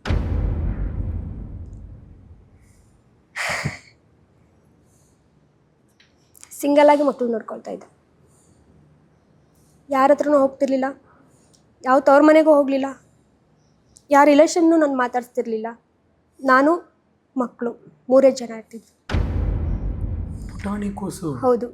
ಅವಾಗ ಮಗಾಗೆ ಸೆಕೆಂಡ್ ಸ್ಟ್ಯಾಂಡರ್ಡ್ ಏನೋ ಓದ್ತಿದ್ದ ಚಿಕ್ಕವನು, ದೊಡ್ಡವನು 5th standard ಇದ್ದ. ನಾನು 3 ಗಂಟೆ ಅವ್ರ ಮಕ್ಕಳು ಬೆಳಗ್ಗೆ ನಾನು ಟಿಫನ್ ಮಾಡಿಬಿಟ್ಟು ಕಳಿಸ್ಬಿಟ್ಟು ಸ್ವಲ್ಪ ಹೊತ್ತು ಮಲ್ಕೊಂಡು ಮತ್ತೆ 3 ಗಂಟೆಗೆ ಎದ್ದು ಹೋಗ್ತಿದ್ದೆ. ಅವ್ರದ್ದು ಏನೇನೋ ಬಟ್ಟೆ ಇಟ್ಟೆಲ್ಲ ವಾಶ್ ಮಾಡಿಬಿಟ್ಟು ಹಾಕಿ ಹೋಗ್ತಿದ್ದೆ. ಮತ್ತು ಬರುವಾಗ ನಾನು ಅವ್ರಿಗೆಲ್ಲ ಪ್ರಿಪೇರ್ ಮಾಡಿ ಇಟ್ಬಿಟ್ಟು ಹೋಗ್ತಿದ್ದೆ. ನನ್ನ ಮಗಂಗೆ ಸ್ವಲ್ಪ ಗೊತ್ತಾಗ್ತಿತ್ತಲ್ಲ, ಏನೂ ಬಿಸಿ ಮಾಡ್ತಿರ್ಲಿಲ್ಲ. ಏನಾದರೂ ಊಟ ಮಾಡಿಟ್ಬಿಟ್ಟು ಹೋದರೆ ಏನೂ ಬಿಸಿ ಮಾಡ್ತಿಲ್ಲ. ತಿಂದರು, ಇಲ್ಲ ಅಂದರೆ ಇಲ್ಲ, ಹಾಗೆ ಮಲ್ಕೊಂಡ್ರು. ಏನಾದರೂ ಸ್ನ್ಯಾಕ್ಸ್ ಇದ್ರೆ ತಿಂದ್ಬಿಟ್ಟು ಹಾಗೆ ಮಲ್ಕೊಂಡ್ಬಿಟ್ಟಿರ್ತಿದ್ರು. ಯಾವ ಧೈರ್ಯ ಮನೇಲಿ ಇಬ್ಬರೇ ಚಿಕ್ಕ ಹುಡುಗ ಬಿಟ್ಟು ಹೋಗ್ತಿದ್ದೆ ಸರ್. ಇನ್ನೇನು ಮಾಡೋಕ್ಕಾಗ್ತಿಲ್ಲ. 2 ವರ್ಷ? Second standard. ಇನ್ನೊಬ್ಬನಿಗೆ? ಒಬ್ಬನ 5th standard. ನನ್ನ ದೊಡ್ಡ ಮಗನೇ ಅವ್ನು ಚಿಕ್ಕ ಮಗನೂ ನೋಡ್ಕೊಳ್ತಿದ್ದೆ. ಅನಿವಾರ್ಯ, ಏನೂ ಮಾಡೋಕ್ಕಾಗ್ತಿರ್ಲಿಲ್ಲ, ಮಾಡಲೇಬೇಕಾದ ಪರಿಸ್ಥಿತಿ. ಸ್ಟ್ರಗಲ್ ಮಾಡಿದ್ದೀನಿ ಸರ್. ಲವ್ ಮ್ಯಾರೇಜ್ ಅಂತ ಹೇಳಿ ಇದನ್ನ ಹೇಳಿದ್ರಲ್ಲ, ನಂಗೆ ಇನ್ನೂ ಆಶ್ಚರ್ಯ ಆಗ್ತಿದೆ. ಪರಿಸ್ಥಿತಿ ಸರ್, ಎಲ್ಲರನ್ನೂ ಕೈ ಮೀರಿಸಿ ನಡೆದೋಗ್ಬಿಡುತ್ತೆ, ಏನು ಮಾಡೋಕ್ಕಾಗಲ್ಲ. ಒಂದೊಂದು ಪರಿಸ್ಥಿತಿಲಿ ನಡೆದೋಗ್ಬಿಡುತ್ತೆ ಆ ಥರ ಎಲ್ಲ.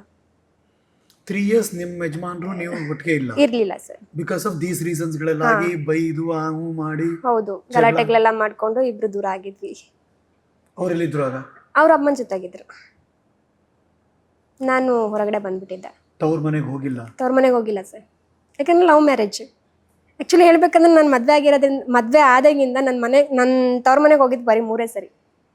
17 years ಆಯಿತು ನಮ್ಮ ಮದುವೆ ಆಗಿ. 17 years ಅಲ್ಲಿ 3 ಸರಿ ಮನೆಗೆ ಹೋಗಿದ್ದೀವಿ.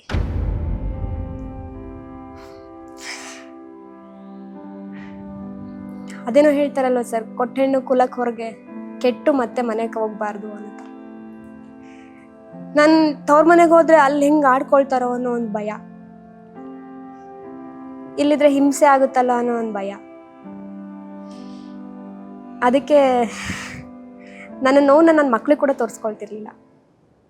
ಅವ್ರು ಯಾರು ನಿಮ್ಮ ಟಚಲ್ಲಿ ಇಲ್ವಾ? ಇರಲಿಲ್ಲ, ಯಾರೂ ಇರಲಿಲ್ಲ. ಯಾರ್ಯಾರು? ಅಪ್ಪ ಅಮ್ಮ ಯಾರೂ ನನ್ನ ಟಚಲ್ಲಿ ಇರಲಿಲ್ಲ. ಎಲ್ಲ ಇವಾಗ ನನ್ನ ಏಳಿಗೆ ನೋಡ್ಬಿಟ್ಟು ಇವಾಗೆಲ್ಲ ಮಾತಾಡ್ಸ್ತಿರೋದಷ್ಟೆ. ಮನೆಯಿಂದ ಹೊರಗಡೆ ಬಂದಾಗ ನಾನು ಝೀರೋ. ಎಟಿಕಲ್ ಕೆಲಸ ಕೊರೋನಾ ಟೈಮ್, ಅವಾಗ ಕೊರೋನಾ ಲಾಕ್ಡೌನ್ ಆಯ್ತಲ್ಲ, ಆ ಟೈಮಲ್ಲಿ ವರ್ಕ್ ಫ್ರಮ್ ಹೋಮ್ ಥರ ಇತ್ತು. ಒಂದು 2 months ವರ್ಕ್ ಫ್ರಮ್ ಆಯಿತು. ಆಮೇಲೆ ಮ್ಯಾನ್ ಪವರ್ ರೆಡ್ಯೂಸ್ ಆ ಥರ ಎಲ್ಲ ಮಾಡಿದ್ರು. ನಾನು ಅವಾಗ ಕ್ವಿಟ್ ಮಾಡಿಬಿಟ್ಟು ಇದೇ ರಾಮಯ್ಯ ಹಾಸ್ಪಿಟಲ್ ಇದು ಕೊರೋನಾ ವಾರಿಯರ್ ಆಗಿ ವರ್ಕ್ ಮಾಡ್ತಿದ್ದೆ. ಅಂದರೆ ಅವಾಗ ಹೊರಗಡೆ ಬಂದ್ಬಿಟ್ಟಿದ್ದೆ. ಮಕ್ಕಳು ನೋಡ್ಕೊಳ್ಳೋ ಜವಾಬ್ದಾರಿ ನನ್ನಲ್ಲಿ ಇತ್ತಲ್ವಾ. ಅದಕ್ಕೆ ನನ್ನ 1 ತಿಂಗಳು ನನ್ನ ಮಕ್ಕಳನ್ನ ನನ್ನ ಮುಖನೇ ನೋಡಿರಲಿಲ್ಲ. ನನ್ನ ಮಕ್ಕಳನ್ನ ಅನಾಥಾಶ್ರಮದಲ್ಲಿ ಬಿಟ್ಟಿದ್ದೆ. ಇರೋಕ್ಕೆ ಜಾಗ ಇರಲಿಲ್ಲ ಸರ್. ನನ್ನ ಮಕ್ಕಳು ನನ್ನ ಹತ್ರ ಕರ್ಕೊಂಬರ್ಬೇಕು ಅಂದರೆ ಏನಾದರೂ ಒಂದು ಮಾಡಲೇಬೇಕು ನಾನು. ಮಕ್ಳಿಗೊಂದು ಮನೆ ಮಾಡ್ಕೊಂಡು ಇಟ್ಕೋಬೇಕು. ಬೇರೆಯವ್ರ ಮನೇಲಿ ಇರೋಕ್ಕಾಗಲ್ಲ, ಸ್ವಾಭಿಮಾನ. ಯಾವ ರಿಲೇಷನ್ ಮನೆಗೂ ನಾನು ಹೋಗ್ತಿರ್ಲಿಲ್ಲ. ಮಕ್ಕಳನ್ನ ನಾನು ಇಟ್ಕೋಬೇಕು ಅಂತ ಹೇಳ್ಬಿಟ್ಟು 1 month ಮಕ್ಕಳನ್ನ ಆಶ್ರಮದಲ್ಲಿ ಬಿಟ್ಟಿದ್ದೆ. ಇಲ್ಲೇ ನಾಗದೇನಹಳ್ಳಿ ಇದೆಯಲ್ವಾ, ನಾಗದೇನಹಳ್ಳಿನಲ್ಲಿ ಅಮ್ಮ ಆಶ್ರಮ ಅಂತ ಒಂದು ಆಶ್ರಮ ಐತೆ. ಅಮ್ಮ ಆಶ್ರಮ ಅಲ್ಲ, ಅದು ಒಂದು ಚಿಕ್ಕ ಆಶ್ರಮ, ಚಿಕ್ಕ ಮಕ್ಕಳೇ ಇದ್ದಿದ್ದು. ನನ್ನ ಫ್ರೆಂಡ್ ಮಕ್ಕಳನ್ನ ಅಲ್ಲಿ ಬಿಟ್ಟಿದ್ರು ಅವರು ಅಂತ ಹೇಳ್ಬಿಟ್ಟು ನಾನು ನನ್ನ ಮಕ್ಕಳನ್ನ ಅಲ್ಲಿ ಬಿಟ್ಟಿದ್ದೆ 1 ತಿಂಗಳು. ನಾನು ನನ್ನ ಮಕ್ಳ ಹತ್ರ ಹೋಗಿರಲಿಲ್ಲ, ಬರೀ ವಿಡಿಯೋ ಕಾಲಲ್ಲಿ ಮಾತಾಡ್ತಾ ಇದ್ದಿದ್ದು ಅಷ್ಟೇ. 1 ತಿಂಗಳಾದ್ಮೇಲೆ ನಾನು ಅಲ್ಲಿ ಸ್ಯಾಲ್ರಿ ತೊಗೊಂಬಂದ್ಬಿಟ್ಟು ಚಿಕ್ಕದಾಗಿ ಒಂದು ಮನೆ ಮಾಡಿಕೊಂಡು ಮಕ್ಳನ್ನ ಕರ್ಕೊಂಬಂದೆ. ಒಂದು ಹಾಲ್ ಕಿಚನ್ ಥರ ಮಾಡಿಕೊಂಡು 1 ತಿಂಗಳಿಗೆ ಮಕ್ಳಿಗೆ ಅಲ್ಲಿ 10,000 ಕಟ್ಬಿಟ್ಟು ಕರ್ಕೊಂಬಂದಿದ್ದು. ಅನಾಥಾಶ್ರಮಕ್ಕೆ 10,000 ಕಟ್ಟಿ ಮಕ್ಕಳನ್ನ ಕರ್ಕೊಂಬಂದಿದ್ದು ನೋಡ್ಕೊಳ್ಳೋದಕ್ಕೆ. ನಾನು ಸ್ಟೋರಿ ಇದೆ ಇಲ್ಲಿ, ಆದರೆ ಈ ಸ್ಟೋರಿ ಇದೆ ಅಂತ ನಿಜವಾಗ್ಲೂ ಸರ್ ತುಂಬ ಸ್ಟೋರಿ ಇದೆ. ಆದರೆ ಒಂದೊಂದು ಜೀವನ ನಾನೇನಂತ ಅನ್ಕೊತೀನಿ ಅಂದರೆ, ಹಿಂದೆಯಿಂದ ಒಂದ್ಸರಿ ಮುಂದೆ ಬಂದಿದ್ದೀನಿ ಅಂದರೆ ಅದನ್ನು ಮತ್ತೆ ತಿರುಗಿ ನೋಡಬಾರ್ದು. ಲೈಫಲ್ಲಿ ಯಾವತ್ತೂ ನೋಡಬಾರ್ದು ಸರ್. ಆ ಲೈಫನ್ನು ಮತ್ತೆ ಹಿಂದೆ ತಿರುಗಿ ನೋಡಿದ್ರೆ ಇನ್ನು ಸತ್ತೋಗ್ಬೇಕು ಅನ್ನೋ ಅಷ್ಟು ಫೀಲ್ ಆಗಿಬಿಡುತ್ತೆ. ಅವಾಗ ಅನ್ಸುತ್ತಾ ಕೂಡ? ಆಗಿದೆ ಸರ್, ತುಂಬ ಸರಿ ಆಗಿದೆ. ಇರೋ ಬದಲು ಸತ್ತೋಗ್ಬಿಡೋಣ, ಮಕ್ಳಿಗೆ ಏನಾದರೂ ಕೊಟ್ಬಿಟ್ಟು ನಾನು ಮಾಡ್ಕೊಬಿಡೋಣ ಅನ್ನೋಂಥ ಆ ಥರ ಯೋಚನೆ ಬರ್ತಿತ್ತು. ಆಮೇಲೆ ಬೇಡ, ಅವ್ರು ಇನ್ನೂ ಬೆಳೆಯೋ ಮಕ್ಕಳು, ನಾವು ಆ ಥರ ನಿರ್ಧಾರ ತೊಗೊಂಡ್ಬಿಟ್ರೆ ನನ್ನನ್ನು ತಪ್ಪಾಗಿ ನೋಡ್ಕೊಬಿಡ್ತಾರೆ. ಆಮೇಲೆ ಜಗತ್ತು ಯಾರು ಹೇಗಿರ್ತಾರೆ ಅಂತ ನೋಡಲ್ಲ, ನನ್ನನ್ನು ತಪ್ಪು ತಿಳ್ಕೊಂಬಿಡ್ತಾರೆ. ನಾನಿವಾಗ ಸತ್ತೋಗ್ಬಿಟ್ಟೆ ಅಂತಂದರೆ ನನ್ನನ್ನು ತಪ್ಪು ತಿಳ್ಕೊಂಡು ಅವಳೇನೋ ಮಾಡಿದ್ಲಿರ್ಬೇಕು, ಅದಕ್ಕೆ ಸತ್ತೋದ್ಲು ಬಿಡು, ಆ ಥರ ಅನ್ಕೊಂಡ್ಬಿಡ್ತಾರೆ. ಅದಕ್ಕೆ ನಾನು ಗಟ್ಟಿ ನಿರ್ಧಾರ ತೊಗೊಂಡು ಏನಾದರೂ ಆದರೂ ಪರವಾಗಿಲ್ಲ, ಸ್ವಿಗ್ಗಿ ಡೆಲಿವರಿ ಮಾಡಿದ್ದೀನಿ, ಝೊಮೊಟೋನ ಮಾಡ್ಕೊಂಡಿದ್ದೀನಿ. ಲಾಸ್ಟಿಗೆ ಇದರಲ್ಲಿ ರಾಮಯ್ಯದಲ್ಲಿ ವರ್ಕ್ ಮಾಡಿಕೊಂಡೆ ಸ್ವಿಗ್ಗಿ ಝೊಮೊಟೊ ಮಾಡ್ತಿದ್ದೆ. ಅಲ್ಲಿ ಕೊರೋನಾ ವಾರಿಯರಾಗಿ ವರ್ಕ್ ಮಾಡ್ತಾ ಇದ್ದೆ. ರಾಮಯ್ಯದಲ್ಲಿ ಪೇಷಂಟ್ ಕೇರಿಂಗ್ ಮಾಡ್ತಿದ್ದೆ, ಮತ್ತು ಸೂಪರ್ವೈಸಿಂಗ್ ಮಾಡ್ತಿದ್ದೆ, ಎಲ್ಲ ನೋಡ್ಕೊಳ್ತಾ ಇದ್ದೆ. ಅದೆಲ್ಲ ಒಂದು 2 months ಮಾಡಿದೆ. ಅದಾದಮೇಲೆ ಅವಾಗ ತಾನೇ ಕನ್ಸ್ಟ್ರಕ್ಷನ್ ಬಿಲ್ಡಿಂಗ್ ಇತ್ತು. ಕನ್ಸ್ಟ್ರಕ್ಷನ್ ಆಗಬೇಕಾದ್ರೆ ನಾನು ಇಂಟರ್ವ್ಯೂ ಕೊಟ್ಟಿದ್ದೆ ಅಲ್ಲಿಗೆ. ಆಮೇಲೆ ಸೆಲೆಕ್ಟ್ ಆಯಿತು, ಆರಾಮಾಗಿ ಕುತೂಹಲದ ಪ್ರಶ್ನೆ ನಂದು. ಈಗ ಪ್ರೀತಿ ಮಾಡಿದಾಗ ಎಲ್ಲ ಕಷ್ಟ ಸುಖಗಳೆಲ್ಲ ನೋಡಿ ಒಟ್ಟಿಗೆ ಇರ್ತೀವಿ ಅಂತಾನೆ ಇರುತ್ತೆ. ಹೌದು. ಎಲ್ಲೋ ಹೆಂಡತಿಗೆ ಈ ಥರ ಕಷ್ಟ ಆಯಿತು, ಏನೋ ಒದ್ದಾಡ್ತಿದ್ದಾಳೆ ಅವಳು ಅಂದಾಗ ಏನು ಗಂಡ ಏನು ಅರ್ಥ ಮಾಡ್ಕೊಂಡ್ರಾಗ? ಸರ್ ಅವಾಗ ಅಂದರೆ ಮಿಸ್ಅಂಡರ್ಸ್ಟ್ಯಾಂಡಿಂಗ್ ಆಗೋ ಅಂಥ ಒಂದು ಪರಿಸ್ಥಿತಿ ಬರುತ್ತೆ ಯಾವತ್ತಾದರೂ. ನಮ್ಮ ಜೀವನದಲ್ಲಿ ಅದೇ ಥರ ಮಿಸ್ಅಂಡರ್ಸ್ಟ್ಯಾಂಡಿಂಗ್ ಬಂತು. ಮಿಸ್ಅಂಡರ್ಸ್ಟ್ಯಾಂಡಿಂಗ್ ಬಂದಾಗ ಅದೇ ಹೇಳ್ಕೊಳಕ್ಕಾಗಲ್ಲ, ಅಷ್ಟೊಂದು ಒಂಥರ ಬೇಸತ್ತೋಗಿದ್ದೀವಿ ಜೀವನದಲ್ಲಿ ನಾವು. ಅವ್ರಿಗೂ ನನ್ನ ಮೇಲೆ ಕೋಪ ಇತ್ತು, ನನಗೂ ಕೋಪ ಇತ್ತು. ಇಬ್ಬರು ಕೋಪ ಡಿವೈಡ್ ಆಗೋ ಥರ ಮಾಡ್ತೀವಿ. ಡಿವೋರ್ಸರ್ಗೂ ಹೋಗಿ ಬೇಡ ಮಕ್ಕಳು ಲೈಫು ಅಂತ ಹೇಳ್ಬಿಟ್ಟು ಮತ್ತೆ ಜೊತೆಗಿದ್ದೀವಿ. ತುಂಬ ಖುಷಿಯಾಗಿದ್ದೀವಿ ಇವಾಗ. ಈ ಲಾಸ್ಟ್ ಮಾತಿದೆಯಲ್ಲ, ಡಿವೋರ್ಸ್ ತನಕ ಹೋಗಿ 3 ವರ್ಷ ಜೊತೆಗಿಲ್ಲ, ಕಷ್ಟಪಟ್ಟು ನೋಡ್ಕೊಂಡ್ರು ಮಕ್ಕಳನ್ನ, ಅದಾದ್ಮೇಲೆ ಇವಾಗ ಖುಷಿಯಾಗಿದ್ದೀವಿ. ತುಂಬ ಖುಷಿಯಾಗಿದ್ದೀವಿ ಸರ್ ಇವಾಗ. ಇದೆಲ್ಲದಕ್ಕೂ ಕಾರಣ ಡ್ರೈವಿಂಗ್ ಫೀಲ್ಡ್. ಇವಾಗ ಅವಾಗ ಹಂಗಾಗಿದ್ದಕ್ಕೆ ಕಾರಣ IT ಫೀಲ್ಡ್ ಅನ್ಕೊಂಡೆ. Timeless job. IT ಕಂಪನಿಯ ಕೆಲಸ ಅಂದರೆ ನೆಮ್ಮದಿ ಇಲ್ಲದೆ ಇರೋ ಜೀವನ. ಇದು ನೇತ್ರ ಅವರ ಅನುಭವ. ನಿಜ ಸರ್. ಹಾಗಾಗಿ ನಾವೆಲ್ಲರೂ ಆಶ್ಚರ್ಯವಾಗಿ ಈ ಥರದೆಲ್ಲ ಕ್ರಾಸ್ ಮಾಡಿರೋ ಹುಡುಗಿ ಹೆಂಗಿದಾರೆ ಇವರು ಅಂತ ನನಗೆ ಭಾಳ ಕುತೂಹಲ ಇತ್ತು. ಬಟ್ ಇಷ್ಟೊಂದೆಲ್ಲ ಸ್ಟೋರಿ ಇದೆ ಅಂತ ನನಗೆ ಗೊತ್ತಿರಲಿಲ್ಲ, ಈಗಲೇ ಗೊತ್ತಾಗ್ತಿರೋದು ನನಗೆ. ಸರ್ ಒಂದೊಂದು ಆರ್ಟಿಕಲ್ ಬಂದಾಗ ನನ್ನ ಫ್ರೆಂಡ್ಸು ಕಳಿಸ್ತಾ ಇದ್ರು, ಸಾಧನೆ ಅಂದರೆ ಇದು. ನನ್ನದು ಮೆಸೇಜ್ ಇದೆ, ನಿಮ್ಗೆ ತೋರಿಸ್ತೀನಿ. ಸಾಧನೆ ಮಾಡಿದರೆ ಈ ಥರ ಮಾಡಬೇಕು, 1 ದಿನದಲ್ಲಿ ನೀನು ವೈರಲ್ ಆಗಿದೆಯಾ ಅಂತಂದರೆ ನೀನು ತುಂಬ ಗ್ರೇಟ್ ಅಂತ ಹೇಳ್ಬಿಟ್ಟೆಲ್ಲ ಮೆಸೇಜ್ ಹಾಕಿದ್ದಾರೆ ತುಂಬ ಫ್ರೆಂಡ್ಸ್ ಎಲ್ಲ. ನನಗೆ ಖುಷಿ ಅನಿಸುತ್ತೆ ಸರ್ ಮಾಡಬೇಕಂದ್ರೆ. ಬಟ್ ಆ ಸಾಧನೆ ಹಿಂದಿರುವ ತಾಳ್ಮೆ ನಾನು ಇನ್ನೊಂದು ಮಾತಾಡ್ಬೇಕು ಸರ್, ನಮ್ಮ ಆಟೋ ಡ್ರೈವರ್ಸ್ ಎಲ್ಲ ಹೇಳ್ತಾರೆ ನಾವು ಡೈಲಿ 1000 ದುಡಿಯೋದ್ ಕಷ್ಟ ಅಂತದ್ರಲ್ಲಿ ಇವ್ರು 60,000. ತುಂಬಾ ಕಮೆಂಟ್ಸ್ ಎಲ್ಲ ಓದಿದೀನಿ, ನಾನು ಕೇಳೋದಿದ್ದೆ ನೆಕ್ಸ್ಟ್ ಅದನ್ನ. ಹೌದು. ಕಮೆಂಟ್ಸ್ ಎಲ್ಲ ಓದಿದೀನಿ. ನಾವು ದುಡಿಯೋದ್ರಲ್ಲಿ ನಮ್ ಜೀವನ ನಡಕ್ಕೆ ಆಗಲ್ಲ, ಇವ್ರು 60,000 ದುಡಿತಾರಂತೆ ಸುಮ್ನೆ 4 ದಿನದ್ದು ಅಂತ ಹೇಳಿ. ನಾನು ಈ ಫೀಲ್ಡಿಗೆ ಬಂದು ಇವಾಗ 5 ವರ್ಷ ರನ್ನಿಂಗ್ ಆಗ್ತಾ ಇದೆ, 4-5 ವರ್ಷ ರನ್ನಿಂಗ್ ಆಗ್ತಾ ಇದೆ. ಒಂದು ದಿನ ನನ್ಗೆ ಯಾವತ್ತೂ ಅನ್ಸಿಲ್ಲ ನಾನು ಈ ಕೆಲ್ಸಕ್ಕೆ ಬಂದು ನಾನು ತಪ್ಪು ಮಾಡ್ಬಿಟ್ಟೆ ಅಂತ ನನ್ಗೆ ಯಾವತ್ತೂ ಅನ್ಸಿಲ್ಲ. ಯಾಕೆ ಅಂದ್ರೆ ಸರ್, ನಾವೇನೇ ಮಾಡ್ತೀವಿ ಅಂದ್ರೂ ಒಂದು ಟಾರ್ಗೆಟ್ ಇರಬೇಕು. ಫಸ್ಟ್ ನಮ್ಮ ಮೈಂಡಲ್ಲಿ ಟಾರ್ಗೆಟ್ ಇಟ್ಕೊಂಡು ನಾವು ಕೆಲಸ ಏನೋ ಮಾಡ್ತೀವಲ್ಲ ಅಂತ ಬೇಜವಾಬ್ದಾರಿಯಿಂದ ಕೆಲಸ ಮಾಡಬಾರ್ದು. ನನಗೆ ಇವಾಗ ಅನಿವಾರ್ಯ, ನಾನು ಮಾಡಬೇಕು, ಡೈಲಿ ಅಂತ ಟಾರ್ಗೆಟ್ ಇಟ್ಕೊತೀನಿ. ನಾನು ಎಷ್ಟೊತ್ತಿಗೆ ಹೋಗ್ತೀನಿ, ಎಷ್ಟೊತ್ತು ಬರ್ತೀನಿ ಅನ್ನೋದು ನನಗೆ ಮುಖ್ಯ ಇಲ್ಲ. ನನ್ನ ಟಾರ್ಗೆಟ್ ಇದೆ, ಆ ಟಾರ್ಗೆಟ್ ಮುಗಿಸ್ಕೊಂಡು ನಾನು ಮನೆಗೆ ಬರ್ತೀನಿ. ಇದಕ್ಕೆ ನನ್ನ ಹಸ್ಬೆಂಡ್ ಕೂಡ ತುಂಬ ಸಪೋರ್ಟ್ ಮಾಡ್ತಾರೆ. ಆಟೋ ನಿಮ್ಮದೇ? ಆಟೋ ನಮ್ಮದೇ. ಓಕೆ. ಅದು ಗ್ಯಾಸ್ CNG ದ ಅಥವಾ CNG auto? CNG. Okay. Tell me, ಸುಮ್ಮನೆ ಕೇಳಿ, ಜನರಲ್ ಕೇಳ್ತೀನಿ, ಅರ್ಥ ಆಗ್ಲಿ ಎಲ್ಲರಿಗೂ, ಆಟೋ ಓಡಿಸೋರ್ಗೆಲ್ಲರಿಗೂ ಅರ್ಥ ಆಗ್ಲಿ, ಅಥವಾ ಇನ್ ಯಾರೋ ಹಿಂಗೂ ಪ್ಲಾನ್ ಮಾಡ್ಬೋದಲ್ಲ ಅಂತ ಅನ್ಕೊಳ್ಳಿ ಅವ್ರಿಗೆ. ಟೆಲ್ ಮಿ, ದಿನಕ್ಕೆ ಸಾಮಾನ್ಯ ನಾರ್ಮಲ್ ಡೇಸ್ ಎಷ್ಟೊತ್ತಿಗೆ ತೆಗಿತೀರಾ ಆಟೋ? ಸರ್, ನಾನು ರೆಗ್ಯುಲರ್ ಆಗಿ ಮಾರ್ನಿಂಗ್ 3 o'clock ಗಾಡಿ ತೆಗಿತೀನಿ. ಬೆಳಗಿನ ಜಾವ? ಹೌದು. 3 ಗಂಟೆಗೆ? 3 ಗಂಟೆ ಗಾಡಿ ತೆಗಿತೀನಿ. ರೂಢಿ ಆಗ್ಬಿಟ್ಟಿದ್ದೀರಿ 3 ಗಂಟೆ? ಅಭ್ಯಾಸ ಆಗ್ಬಿಟ್ಟಿದೆ ಸರ್.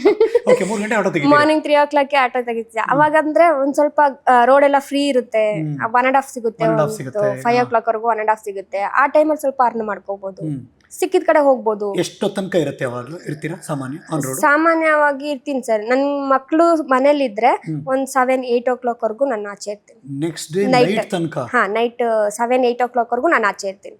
15 hours minimum? ಸೆಂಟ್ರಲ್ಲಿ ಒಂದು ಯಾವಾಗ 1-3 o'clock ವರೆಗೂ ನಮಗೆ ಡ್ಯೂಟಿ ಸಿಗಲ್ಲ. ಆ ಟೈಮಲ್ಲಿ ಎಲ್ಲಾದ್ರೂ ಕೆಳಗಡೆ ಸೈಡಲ್ಲಿ ನೆರಳಲ್ಲಿ ಹಾಕೊಂಡು ಸ್ವಲ್ಪ ರೆಸ್ಟ್ ಮಾಡ್ಕೊಂತೀನಿ. ಆ ಥರ. ಓಕೆ. ನಿಮ್ಮ ಟಾರ್ಗೆಟ್ ಏನು ಡೈಲಿ? ನನ್ನ ಟಾರ್ಗೆಟ್ 2,500 ಸರ್ ಡೈಲಿ. ಪ್ರತಿದಿನ 2,500 ನಾನು ಸಂಪಾದನೆ ಮಾಡಬೇಕು. 2,000 ನನ್ನ ಕಮಿಟ್ಮೆಂಟಿಗೆ ಎತ್ತಿಡಬೇಕು, 500 ರೂಪಾಯಿದಲ್ಲಿ ಗ್ಯಾಸ್ ಹಾಕೋಬೇಕು, ಮನೆ ಖರ್ಚು ಮಾಡಬೇಕು. ನಂದಿದು ಟಾರ್ಗೆಟ್ ಸರ್. ಆ ಟಾರ್ಗೆಟ್ ಮುಗಿಸ್ಕೊಂಡು ಮನೆ ಬರ್ತೀನಿ. ಟಾರ್ಗೆಟ್ ಅಚೀವ್ ಮಾಡೇ ಮಾಡ್ತೀರಾ? ಹಾ, ಇವತ್ತು ನಾನು ಅದನ್ನ ಟಾರ್ಗೆಟ್ ಕಂಪ್ಲೀಟ್ ಮಾಡಿಲ್ಲ ಅಂದ್ರೆ ನಾಳೆ, ಇವತ್ತಿಂದು ನಾಳೆದು 2 ಕಂಪ್ಲೀಟ್ ಆಗೋವರೆಗೂ ಮನೆಗೆ ಬರಲ್ಲ. ಇದು ಹೆಕ್ಟಿಕ್ ಆಗಲ್ವಾ ಇದು? ಆಗುತ್ತೆ. ಒಂದಿನ ನಾನು ಟ್ರಸ್ಟ್ ಇದು ಮಾಡ್ಕೊಂಡ್ರೆ ನಾಳೆ ಮತ್ತೆ ನಾನು ಈಸಿಯಾಗಿ ಮಾಡ್ಬೋದಲ್ವಾ? ಇವತ್ತೇನಾದ್ರು 3 ಆಗ್ಬಿಟ್ರೆ ನಾಳೆ ಒಂಚೂರು ಆರಾಮಾಗಿ ಸ್ವಲ್ಪ ಮನೇಲಿ. ಅಂದ್ರೆ ನಿಮ್ಮ ಟೈಮಿಗೆ ನೀವು ಬಾಸ್ ಅಂತ? ಹೌದು. ಹಾ, ಓಕೆ. ಹಂಗೆ ಇದು ಆ ಥರ. ಇಲ್ಲಿ ನನಗೆ IT ಕಂಪ್ನಿ ಕೊಡೋಕ್ಕಿಂತ ಸಂಬಳಕ್ಕಿಂತ ಜಾಸ್ತಿನೂ ಅರ್ನ್ ಮಾಡ್ತೀನಿ, ನೆಮ್ಮದಿನೂ ಇದೆ, ಜೀವನದಲ್ಲಿ ಖುಷಿಯಾಗೂ ಇದ್ದೀವಿ, ಫ್ಯಾಮಿಲಿಗೂ ಟೈಮ್ ಕೊಡ್ತೀವಿ, ಎಲ್ಲ ಫ್ಯಾಮಿಲಿಯವ್ರ ಜೊತೆಗೂ ಓಡಾಡ್ಕೊಂಡಿರ್ತೀವಿ.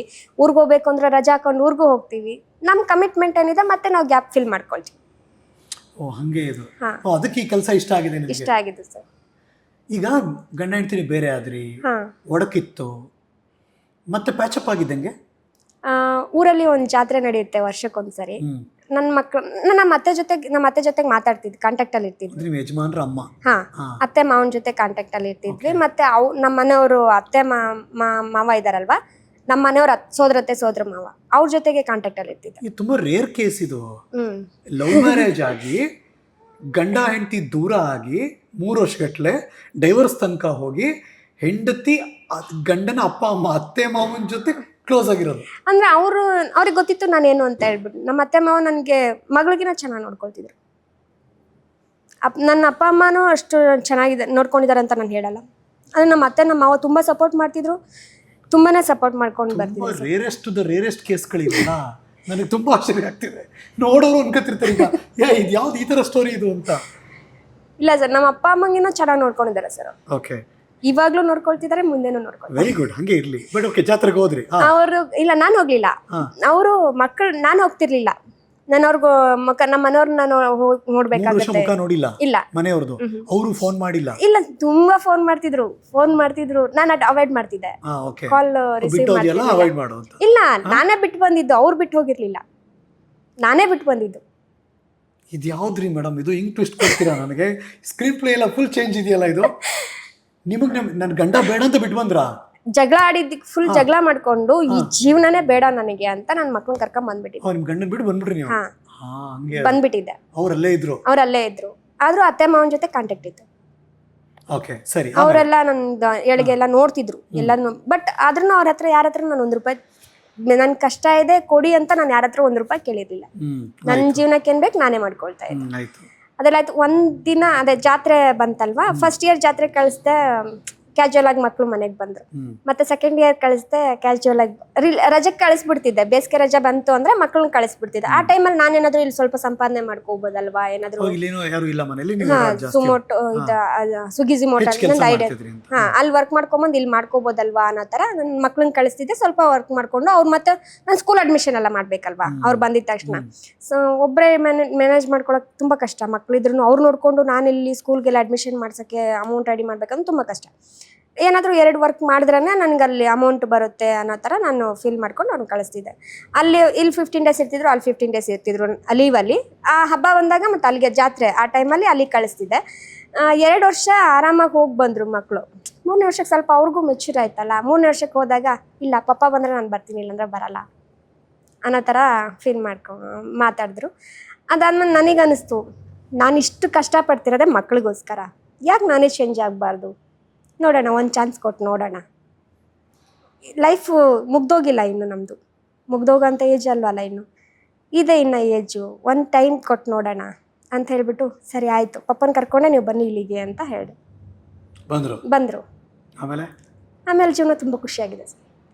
ಅಲ್ಲ, ಏನ್ ಕಂಪ್ಲೇಂಟ್ ಏನಿತ್ತು? ಟೈಮ್ ಕೊಡಲ್ಲ, ಚೆನ್ನಾಗಿ ಇದು ಮಾಡಲ್ಲ ಅಂತ. ಟೈಮ್ ಕೊಡಲ್ಲ, ಯಾವಾಗಲೂ ಆಟೋ ಡ್ರೈವರು, ಯಾವಾಗೂ ಆಫೀಸು ಫ್ರೆಂಡ್ಸು ಅದು ಇದು ಅಂತಾನೆ ಕಾಲ ಕಳಿತೀರಾ. ಆ ತರ ಮನೆಗೆ ಇರಲ್ಲ, ಎಲ್ಲೂ ಕರೆದು ಬರಲ್ಲ, ಫ್ಯಾಮಿಲಿ ಫಂಕ್ಷನ್ಸ್ ಇದ್ರೆ ಫಂಕ್ಷನ್ಸ್ ಅಟೆಂಡ್ ಆಗಲ್ಲ. ಕಂಪ್ಲೇಂಟ್ಸ್ ಇತ್ತು. ಈ ಕಂಪ್ಲೇಂಟ್ ಏನು ಇಲ್ವಾ? ಇವಾಗೇನು ಇಲ್ಲ. ಈಗ ಗಂಡಂಗೆ ಆಮೇಲೆ ಅವ್ರ ತಲೆಯಲ್ಲಿ ಓಡ್ತಿರುತ್ತಲ್ವ ಸರ್, ಸಹಜವಾಗಿ ಗಂಡಸರಿಗೆ ಓಡೋದೇ ಅಲ್ವಾ. ನಾನು ಏನಾದ್ರೂ ಅವ್ರಿಗೆ ಜಾಸ್ತಿ ಟೈಮ್ ಕೊಟ್ಟಿಲ್ಲ ಅಂದ್ರೆ ಎಲ್ಲ ಒಂಥರ ಅನುಮಾನ ಬರೋ ಥರ ಆ ಥರ. ಹಾಂ, ಅದೆಲ್ಲ ಲೈಫಲ್ಲಿ ಬಂದಿದೆ. ಅದೆಲ್ಲ ಬಂದು ಬೇಡ ಅನ್ನೋ ಥರ ನಾವು ಡಿವೈಡ್ ಆಗಿದ್ವಿ. ಇವಾಗ ರಿಟರ್ನ್ ಮತ್ತೆ ಬಂದಮೇಲೆ ನಮ್ಮ ಜೀವನದಲ್ಲಿ ತುಂಬಾನೇ ಖುಷಿಯಾಗಿದ್ದೀವಿ ಸರ್, ನೆಮ್ಮದಿಯಾಗಿದ್ದೀವಿ. ನೀವು ಹೇಳಿ ನನಗೆ, ಈಗ ಒಬ್ಬ ಗಂಡ ನನ್ನ ಹೆಂಡತಿ IT ಕಂಪ್ನಿ ಕೆಲಸ ಮಾಡ್ತಾಳೆ ಅನ್ನೋದಕ್ಕೂ ನನ್ನ ಹೆಂಡತಿ ಆಟೋ ಡ್ರೈವರ್ ಅನ್ನೋಕ್ಕೂ ವ್ಯತ್ಯಾಸ ಹೆಮ್ಮೆಯಿಂದ ಹೇಳ್ಕೊಂತಾರೆ ಸರ್ ಇವಾಗ ನನ್ನ ಹೆಂಡತಿ ಆಟೋ ಡ್ರೈವರ್ ಅಂತ. ಯಾಕಂದ್ರೆ ಅವರು ಡ್ರೈವರೇ. ಓ ಹಂಗೆ? ಹಾಂ, ಕ್ಯಾಬ್ ಡ್ರೈವರೇ ಅವರನ್ನು. ಓ ಹೌದಾ? ಸೊ ಈಗ ಗಂಡ ಕ್ಯಾಬ್ ಡ್ರೈವರು, ಹೆಂಡತಿ ಆಟೋ ಡ್ರೈವರ್. ಇದು ಜೋಡಿ ಈಗ ಚೆನ್ನಾಗಿದೆ. ಸೊ ಇಬ್ರು ನಿಮ್ಮ ಟೈಮ್ ನೀವು ಬಾಸ್ಗಳು? ನಾವು ಬಾಸ್. ನಾನು ಮಾರ್ನಿಂಗ್ 3 o'clock ಹೋದ್ರೆ ಅವರು ಮಾರ್ನಿಂಗ್ ಮಕ್ಳಿಗೆ ಬ್ರೇಕ್ಫಾಸ್ಟು ಅವ್ರಿಗೆ ರೆಡಿ ಮಾಡಿ ಸ್ಕೂಲಿಗೆ ಬಿಟ್ಟು ಹೋಗ್ತಾರೆ. ಮಾರ್ನಿಂಗ್ 8 o'clock ಸ್ಕೂಲಿಗೆ ಬಿಟ್ಟರೆ ಮಕ್ಕಳನ್ನ ಈವ್ನಿಂಗ್ 8 o'clock ಮತ್ತೆ ಕರ್ಕೊಂಬರೋದು. ಟ್ಯೂಷನ್, ಡೇ ಕೇರ್ ಎಲ್ಲ ಸ್ಕೂಲಲ್ಲೇ ಇರುತ್ತೆ. ಹಾಂ, ಮತ್ತೆ ನಾನು ಹೋಗಿ ಸಂಜೆ ಪಿಕಪ್ ಮಾಡ್ತೀನಿ, ಇಲ್ಲಾಂದ್ರೆ ಮಕ್ಕಳೇ ಬರ್ತಾರೆ. ಸೊ ಕಾರು ನಿಮ್ಮದೇ? ಹಾಂ, ಕಾರು ನಮ್ಮದೇ. ಅಂದರೆ ರೀಸೆಂಟ್ ಮೊದಲು ಬಾಡಿಗೆ ಕಾರ್ ಓಡಿಸ್ತಾ ಇದ್ವಿ ಸರ್ ನಾವು. ಡೈಲಿ 1500 rupees ಪೇ ಮಾಡ್ತಾ ಇದ್ರು, ಕಟ್ತಾ ಇದ್ವಿ.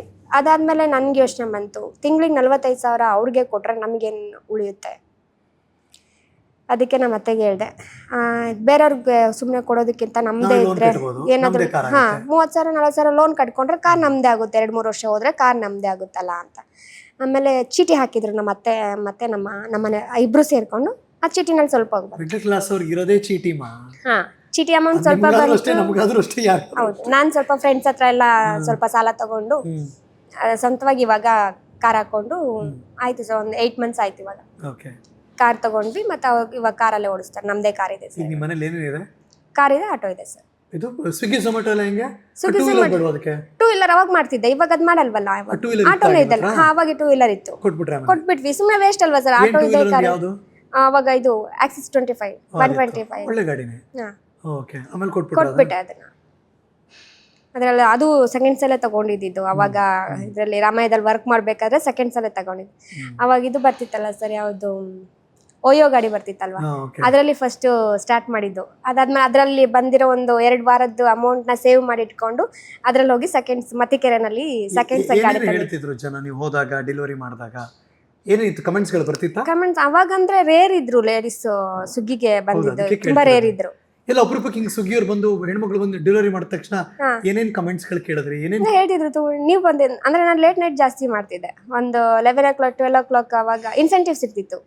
12 o'clock ವರೆಗೂ ಮಾಡಿದ್ರೆ ಇನ್ಸೆಂಟಿವ್ ಬರ್ತಿತ್ತು. 12-10 ವರೆಗೂ ಮಾಡಿದ್ರೆ ನಮಗೆ 125 ಇನ್ಸೆಂಟಿವ್ ಕೊಡೋರು.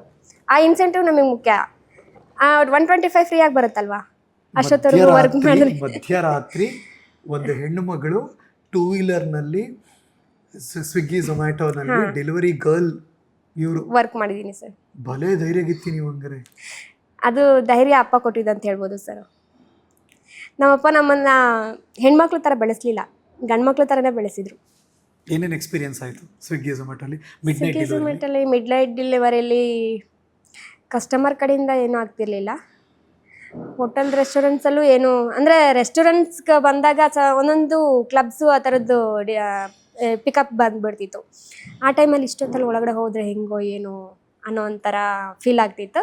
ಆಮೇಲೆ ಒಂದು 2-3 ಸಾರಿ ಹೋದಾಗ ಭಯ ಅನ್ಸೋದು, ಯಪ್ಪ ಹೆಂಗೆ ಮಾಡೋದು ಇವಾಗ, ಅಷ್ಟೊಂದು ಜನ ಇರ್ತಾರೆ, ನಾನು ಒಳಗಡೆ ಹೋಗಿ ಕೇಳಿದ್ರೆ ಏನು ಅನ್ಕೊಂತಾರೆ, ಅಲ್ಲೆಲ್ಲ ಡ್ರಿಂಕ್ಸ್ ಮಾಡ್ಕೊಂಡವ್ರೆ ತುಂಬ ಜನ ಇರ್ತಾರೆ, ಹೇಗೆ ಹೋಗೋದು ಒಳಗಡೆ ಅನ್ನೋ ಥರ ಅಂತ ಒಂದು ಫೀಲ್ ಆಗ್ತಿತ್ತು.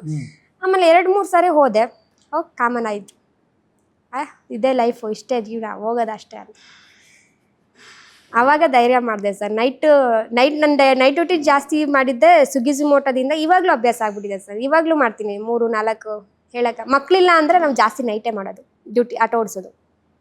ಮಕ್ಕಳು ಮನೇಲಿಲ್ಲ ಅಂದರೆ ಮಕ್ಕಳು ಮನೇಲಿದ್ರೆ ಬಂದ್ಬಿಡ್ತೀವಿ, ಯಾರಾದರೂ ಒಬ್ರು ಮನೇಲಿ ಇರಬೇಕು. ಮಕ್ಕಳು ಮನೇಲಿದ್ರೆ, ಮಕ್ಕಳು ಮನೇಲಿಲ್ಲ, ಅವ್ರ ಊರಿಗೆ ಹೋಗಿದ್ದಾರೆ ಅಂತಂದ್ರೆ ಇಲ್ಲ ಸರ್, ಏನಕ್ಕೆ ಭಯ? ಖಾಲಿ ರಸ್ತೆ, ಗೌ ಅಂತಿರುತ್ತೆ, ಎಲ್ಲೋ ಡೆಲಿವರಿ, ಎಲ್ಲೋ ತಗೊಂಡೋಗಿ ಕೊಡಬೇಕು, ಎಲ್ಲ ಜನನೇ ಬಿಡೋ ಅದರಲ್ಲಿ ಭಯ ಅಂತಂದ್ರೆ ಅನ್ಸೋದು ಈ ಗಲ್ಲಿಗಳು ಬರುತ್ತಲ್ಲ, ಸ್ಲಮ್ ಏರಿಯಾಸ್ ಬರುತ್ತಲ್ಲ, ಅಲ್ಲಿಗೆ ಡೆಲಿವರಿ ಕೊಟ್ಟಾಗ ಒಂಥರ ಭಯ ಅನ್ಸೋದು, ಇದು ಫೇಕ್ ಡೆಲಿವರಿನಾ ಇಲ್ಲ ಟ್ರೂ ಡೆಲಿವರಿನಾ? ಹಾ, ತುಂಬಾ ಫೇಕ್ ಡೆಲಿವರಿ, ನೈಟಲ್ಲಿ ತುಂಬಾ ಫೇಕ್ ಡೆಲಿವರೀಸ್ ಕೊಡ್ತಿದ್ರು. ಆರ್ಡರ್ ತಗೋಬಿಡ್ತೀವಿ. ಹಾ, ಅಂದ್ರೆ ಇಂಟೆನ್ಷನ್ ಅನ್ನೋದಕ್ಕಿಂತ ಈ ರಾಬರಿ ಮಾಡೋರು ಇರ್ತಾರಲ್ವಾ, ಆ ಅನುಭವ ನನಗಾಗಿದೆ ಸರ್. ರಾಬರಿ ಆಗಿದೆ ಒಂದ್ಸಾರಿ ಮಿಡ್ ನೈಟ್ ಅಲ್ಲಿ ಡ್ಯೂಟಿಗೆ ಹೋದಾಗ ರಾಬರಿ ಆಗಿದೆ. ಇದೆ ಶೆಟ್ಟಿಹಳ್ಳಿ ರೋಡ್ ಇದೆ, ನೀವು ಗೊತ್ತಿಲ್ಲ, ಜಾಲಹಳ್ಳಿಯಿಂದ ಒಳಗಡೆ ಹೋಗ್ತೀವಲ್ಲ, ಇದು ಚೌಡೇಶ್ವರಿ ಕಡೆ ಹೋಗ್ತೀವಲ್ವಾ, ಅಲ್ಲಿ ಆ ರೋಡಲ್ಲಿ ಒಂದ್ಸರಿ ನನಗಾಗಿದೆ. ಮಿಡ್ ನೈಟ್ ಅದೇ 11:30 ಹಾ, ನಿಲ್ಸ್ಬಿಟ್ಟು ಕ್ಯಾಶ್ ಕೇಳಿದ್ರು. ಕ್ಯಾಶ್ ನಂತರ ಏನು ಇರಲಿಲ್ಲ, ಯಾಕಂದ್ರೆ ನಮಗೆ ಎಲ್ಲ ಬರ್ತಿದ್ದು weekly once payment, weekly one payment, ಮತ್ತೆ ಆನ್ಲೈನ್ಸ್ ಜಾಸ್ತಿ ಬರ್ತಿತ್ತು, ಕ್ಯಾಶ್ ರೇರ್ ಆಗಿ ಬರ್ತಿತ್ತು, ಕ್ಯಾಶ್ ಬರ್ತಿರ್ಲಿಲ್ಲ. ಚಾಕು ತೋರಿಸಿ ಮೊಬೈಲ್ ಕಿತ್ಕೊಂಡು ಹೋದ್ರು. ಗಾಡಿ ಕಿತ್ಕೊಳ್ಳೋಕೆ ನಂದು ಲೂಲು ಗಾಡಿ, ಅದು ತಗೊಂಡು ಏನು ಮಾಡ್ತಾರೆ ಅವರು, ಸ್ಟಾರ್ಟಿಂಗ್ ಅಂದ್ರೆ ಸ್ವಿಗ್ಗಿ ಝೊಮ್ಯಾಟೋಗೆ ಬಂದು ಸ್ಟಾರ್ಟಿಂಗ್ ಮೊಬೈಲ್ ಹೋಯ್ತು. ಸೀದಾ ಲೂಲು ಗಾಡಿ ತಗೊಂಡೆ, ಮತ್ತೆ ಮನೆಗೆ ಹೋದೆ, ರೂಮ್ಗೆ ಹೋದೆ. ಇಲ್ಲ ಆ ಥರ ಏನು ಮಾಡಲಿಲ್ಲ, ಯಾಕಂದ್ರೆ ಹಿಂದ್ಗಡೆ ಗಾಡಿಗಳು ಬಂತು. ಅದೇ ಟೈಮಲ್ಲಿ ಹಿಂದ್ಗಡೆಯಿಂದ ಗಾಡಿಗಳು ಬಂದ್ವು. ಇವರು ಮೊಬೈಲ್ ಫಸ್ಟ್ ಕಿತ್ತಿಟ್ಕೊಬಿಟ್ಟಿದ್ರು, ಗಾಡಿ ನಿಲ್ಸಿದ ತಕ್ಷಣ ಮೊಬೈಲ್ ಕಿತ್ಕೊಬಿಟ್ರು.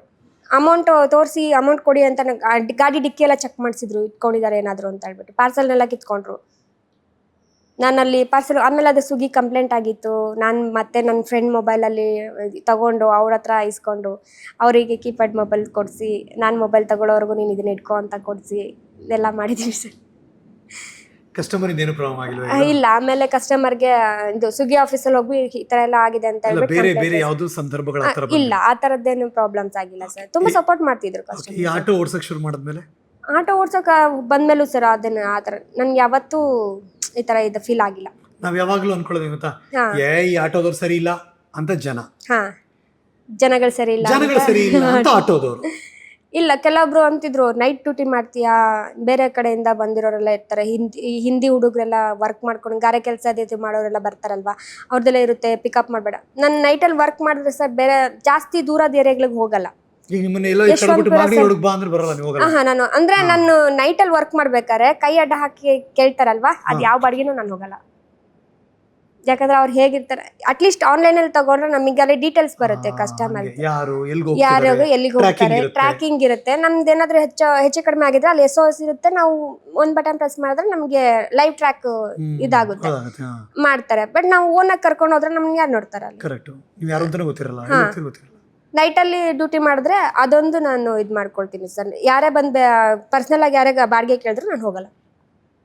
ಬಟ್ ಆ ಥರ ಸೆನ್ಸ್ ಆಗುತ್ತೆ ನಿಮಗೆ, ಇವರು ಇದಕ್ಕೆ ನಿಲ್ಲಿಸ್ತಾ ಇದ್ದಾರೆ, ಆ ಥರದ್ದೆಲ್ಲ ನಿಲ್ಲಿಸ್ತಾ ಇದ್ದಾರೆ ಅನ್ನೋದಕ್ಕಿಂತ ನಮ್ದು ಮುನ್ನೆಚ್ಚರಿಕೆ ನಮಗೆ ಇರ್ಬೇಕಲ್ವಾ ಸರ್.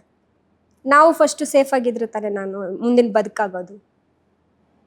ಅದಕ್ಕೆ ಆ ಥರ ವರ್ಕೌಟ್ ಆಗ್ತಿದ್ಯಾ ಡ್ರೈವರ್ಸ್ಗಳಿಗೆ? ನಮ್ ಕತೆ ಕೇಳ್ಬೇಡಿ ಸಾರ್, ನಾವ್ ಎಷ್ಟು ಒದ್ದಾಡ್ತಿದ್ವಿ. ಅದೇ ಸರ್, ಏನ್ ಗೊತ್ತಾ, ಗೌರ್ಮೆಂಟ್ ಸರಿ ಇಲ್ಲ ಸಾರ್ ಅಂತಾರೆ ತುಂಬಾ ಜನ. ಸರ್, ಗೌರ್ಮೆಂಟ್ ಸರಿ ಇರಲ್ಲ ಅನ್ನೋದಕ್ಕಿಂತ ಮುಂಚೆ ನಾವು ಚೆನ್ನಾಗಿದೀವ ಅನ್ನೋದು ನಾವು ನೋಡ್ಕೋಬೇಕಲ್ವಾ ಸರ್. ನಾವು ಹೇಗ್ ಮಾಡ್ತೀವಿ ಅನ್ನೋದನ್ನ ನಾವು ನೋಡ್ಕೋಬೇಕು. ಇವಾಗ ನಾವು ನನ್ನ ಮಾತನ್ನ ಕೇಳ್ಕೊಂಡು ನನ್ನ ಅಣ್ಣ ತಮ್ಮದಿರು ತುಂಬಾ ರೇಗ್ಬೋದು ನನ್ನ ಮೇಲೆ, ಪರವಾಗಿಲ್ಲ, ಅರೆ ಇರೋ ಟ್ರೂ ಹೇಳ್ತೀವಲ್ವಾ ನಾವು. ಸಿಗ್ತೀರಾ ನೀವು ಅವ್ರಿಗೆಲ್ಲ? ಬಿಕಾಸ್ ನಿಮ್ದು ಎರಡು ಅಸೋಸಿಯೇಷನ್ ಇದೆಯಲ್ಲ. ಅಸೋಸಿಯೇಷನ್, ನಾನು ಅಸೋಸಿಯೇಷನ್ ಇದ್ದೆ, ಬಟ್ ಇವಾಗ ಯಾವ ಅಸೋಸಿಯೇಷನ್? ಮಹಿಳೆ ಬೇರೆ, ಜೆಂಟ್ಸ್ ಬೇರೆ, ಪುರುಷ ಬೇರೆ? ಇಲ್ಲ, ಎಲ್ಲೂ ಎಲ್ಲ ಒಂದೇ ತಾನೇ ನೀವು? ಓಕೆ. ಬಟ್ ಒಟ್ಟಿಗೆ ಇದ್ವಿ, ಬಟ್ ಇವಾಗ ಎಷ್ಟು ವರ್ಷದಿಂದ ಇದೀರಿ ಈಗ ಆಟೋ ಓಡಿಸ್ತೀರಾ? 4-5 ವರ್ಷ ಆಯ್ತು. 4-5 ಅಂದ್ರೆ ನೀವು ಎಲ್ಲರಿಗೂ ಗೊತ್ತಿರ್ತೀರಿ ಈಗ ಆಲ್ಮೋಸ್ಟ್ ಎಲ್ಲರಿಗೂ ಗೊತ್ತು. ಅಲ್ವಾ? ಬಟ್ ಅವರೆಲ್ಲ ನಮ್ ಕಷ್ಟ, ನಮ್ಗೆ ಇಷ್ಟಂಗ್ ಆಗ್ತಿದೆ, ಒದ್ದಾಡ್ತಿದೀವಿ. ನಾನು ಫೈಟ್ ಮಾಡಿದೀನಿ, ಇಲ್ಲ ಅಂತ ಹೇಳಲ್ಲ. ರ್ಯಾಪಿಡೋಗೆಲ್ಲ ನಾನು ಫೈಟ್ ಮಾಡಿದೀನಿ, ಹೋಗಿದ್ದೀನಿ. ಆ ಟೈಮಲ್ಲಿ ಕೆಲವೊಂದ್ ಟೈಮಲ್ಲಿ ಡ್ಯೂಟಿ ಸಿಗ್ತಿರ್ಲಿಲ್ಲ, ಅಂದ್ರೆ ಆ ಟೈಮಲ್ಲಿ ಬೇಜಾರಾಗ್ತಿತ್ತು. ಈ ತರ ರ್ಯಾಪಿಡೋ ಬೈಕ್ ಜಾಸ್ತಿ ಇರೋದ್ರಿಂದ, ಅಂದ್ರೆ ಎಲ್ರು ಹೇಳೋದನ್ನ ಕೇಳಿಸ್ಕೊಂತಿದ್ವಲ್ಲ.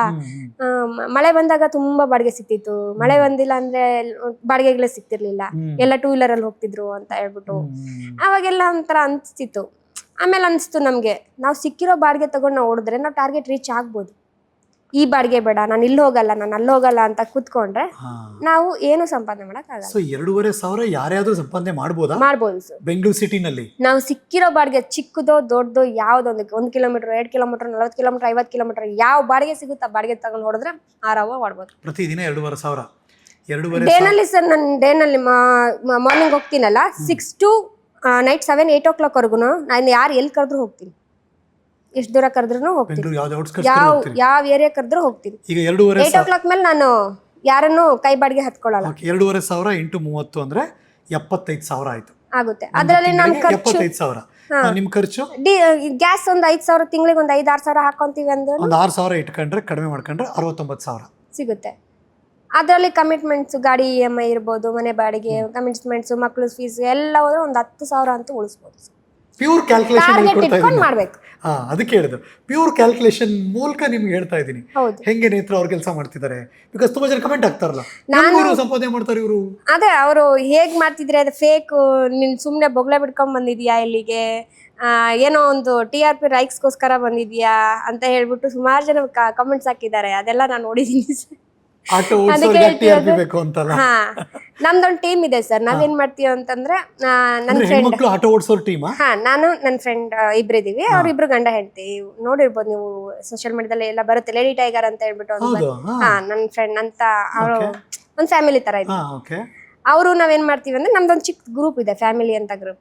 ನಾವು ನೈಟ್ ಅಲ್ಲಿ ಕೆಲಸ ಮಾಡ್ಲಿ, ಡೇನಲ್ಲಿ ಕೆಲಸ ಮಾಡ್ಲಿ, ನಾವು ಡ್ಯೂಟಿಗೆ ಬಂದಿದ ತಕ್ಷಣ ಡ್ಯೂಟಿ ಯಾರು ಫಸ್ಟ್ ಅಕ್ಸೆಪ್ಟ್ ಮಾಡ್ಕೊಳ್ತಾರೋ ಲೈವ್ ಲೊಕೇಶನ್ ಶೇರ್ ಮಾಡ್ಕೊಳ್ತೀವಿ. 8 hour ಲೈವ್ ಲೊಕೇಶನ್ ಇರುತ್ತೆ, ಎಲ್ಲೋದ್ರೂ ಇರುತ್ತೆ. ಸೊ ನೀವು ಎಲ್ಲಿದ್ದೀರಿ ಅಂತ ಇನ್ನೊಬ್ರು ನೋಡ್ಕೋಬಹುದು. ಇವಳು ಆ ಕಡೆ ಇದ್ದಾಳೆ, ಇವಳ ಹತ್ರ ಇದ್ರೆ ಸಿಗ್ಬೋದಾಗಿತ್ತು, ಊಟ ಮಾಡ್ಬೋದಾಗಿತ್ತು, ಆತರ ಅನ್ನೋದಕ್ಕೋಸ್ಕರ ಅಲ್ಲ, ಸೇಫ್ಟಿಗೋಸ್ಕರ. ನಾವು ನೈಟ್ ಅಲ್ಲಿ ಡ್ಯೂಟಿ ಮಾಡಿದ್ರು ಅಷ್ಟೇ. ಅಕ್ಕ ಈ ಏರಿಯಾದಲ್ಲಿ ಇದ್ದಾಳೆ, ನಾನು ಆ ಏರಿಯಾ ಕಡೆ ಹೊರಟೋಗೋಣ, ಇಬ್ರು ಒಟ್ಟಿಗೆ ಇಬ್ರು ಮಾಡ್ಬೋದು, ಆತರ ಮಾಡ್ಕೊಳ್ತೀವಿ ಸರ್. ಮತ್ತೆ ಇಬ್ರು ಏನ್ ಮಾಡ್ಕೊಂಡು, ನಾವು 3 ಜನ ಏನ್ ಮಾಡ್ತೀವಿ ಅಂತಂದ್ರೆ, ಒಂದ್ ಟಾರ್ಗೆಟ್ ಮಾಡ್ಕೊಳ್ತೀವಿ. ನನ್ ಜಾಸ್ತಿ ಆಯ್ತು, ನಿನ್ ಜಾಸ್ತಿ ಆಯ್ತು, ನಿನ್ ಜಾಸ್ತಿ ಆಯ್ತು, ನನ್ ಜಾಸ್ತಿ. ಅವಾಗ ಹೊಡೆದಾಗಿಂದ ಅವ್ರು ಹೊಡೆದಿದಾರಲ್ವಾ, ನಾವು ಹೊಡಿಬಾರ್ದ, ಅವ್ರು ಅಷ್ಟು ಟಾರ್ಗೆಟ್ ರೀಚ್ ಆಗಿದ್ದಾರೆ, ನಾನು ರೀಚ್ ಆಗ್ಬೇಕಲ್ವಾ, ನಾನು ಇನ್ನೊಂದು ಮಾಡೋಣ. ಆರೋಗ್ಯಕರವಾದಂತಹ ಬೆಳವಣಿಗೆ ಇದು. ಹೌದು, ಆತರ ಮಾಡ್ಕೊಂಡು ಹೋದಾಗ ಏನ್ ಅನ್ಸುತ್ತೆ, ನಾವು ಸಂಪಾದನೆನೂ ಮಾಡ್ತೀವಿ, ಖುಷಿಯಾಗೂ ಇರ್ತೀವಿ ಸರ್. ಸೊ ಆಟೋ ಡ್ರೈವಿಂಗ್ ಅಲ್ಲೂ ಕೂಡ ಮನಸ್ಸು ಮಾಡಿದ್ರೆ ನಾವು ಸಂಪಾದನೆ ಮಾಡ್ಬೋದು. ಸಣ್ಣದು ಪುಟ್ಟದಂತ ಎಲ್ಲದೂ ತಗೊಂಡು ಮಾಡಿದ್ರೆ ಸರ್ ಆರಾಮಾಗಿ ಸಂಪಾದನೆ ಮಾಡ್ಬೋದು. ಸೊ ದಿನ ಈ ಕಾಕಿ ಬಟ್ಟೆ, ಕಾಕಿ ಯೂನಿಫಾರ್ಮ್ ಸರ್. ರೆಗ್ಯುಲರ್ ಮಂತಲ್ಲಿ ಒಂದು 4 days ರೆಗ್ಯುಲರ್ ಡ್ರೆಸ್ ಅಲ್ಲಿ ಇರ್ತೀನಿ, ಬಟ್ ಮೇಲೆ ಕಾಕಿ ಡ್ರೆಸ್ ಇರುತ್ತೆ.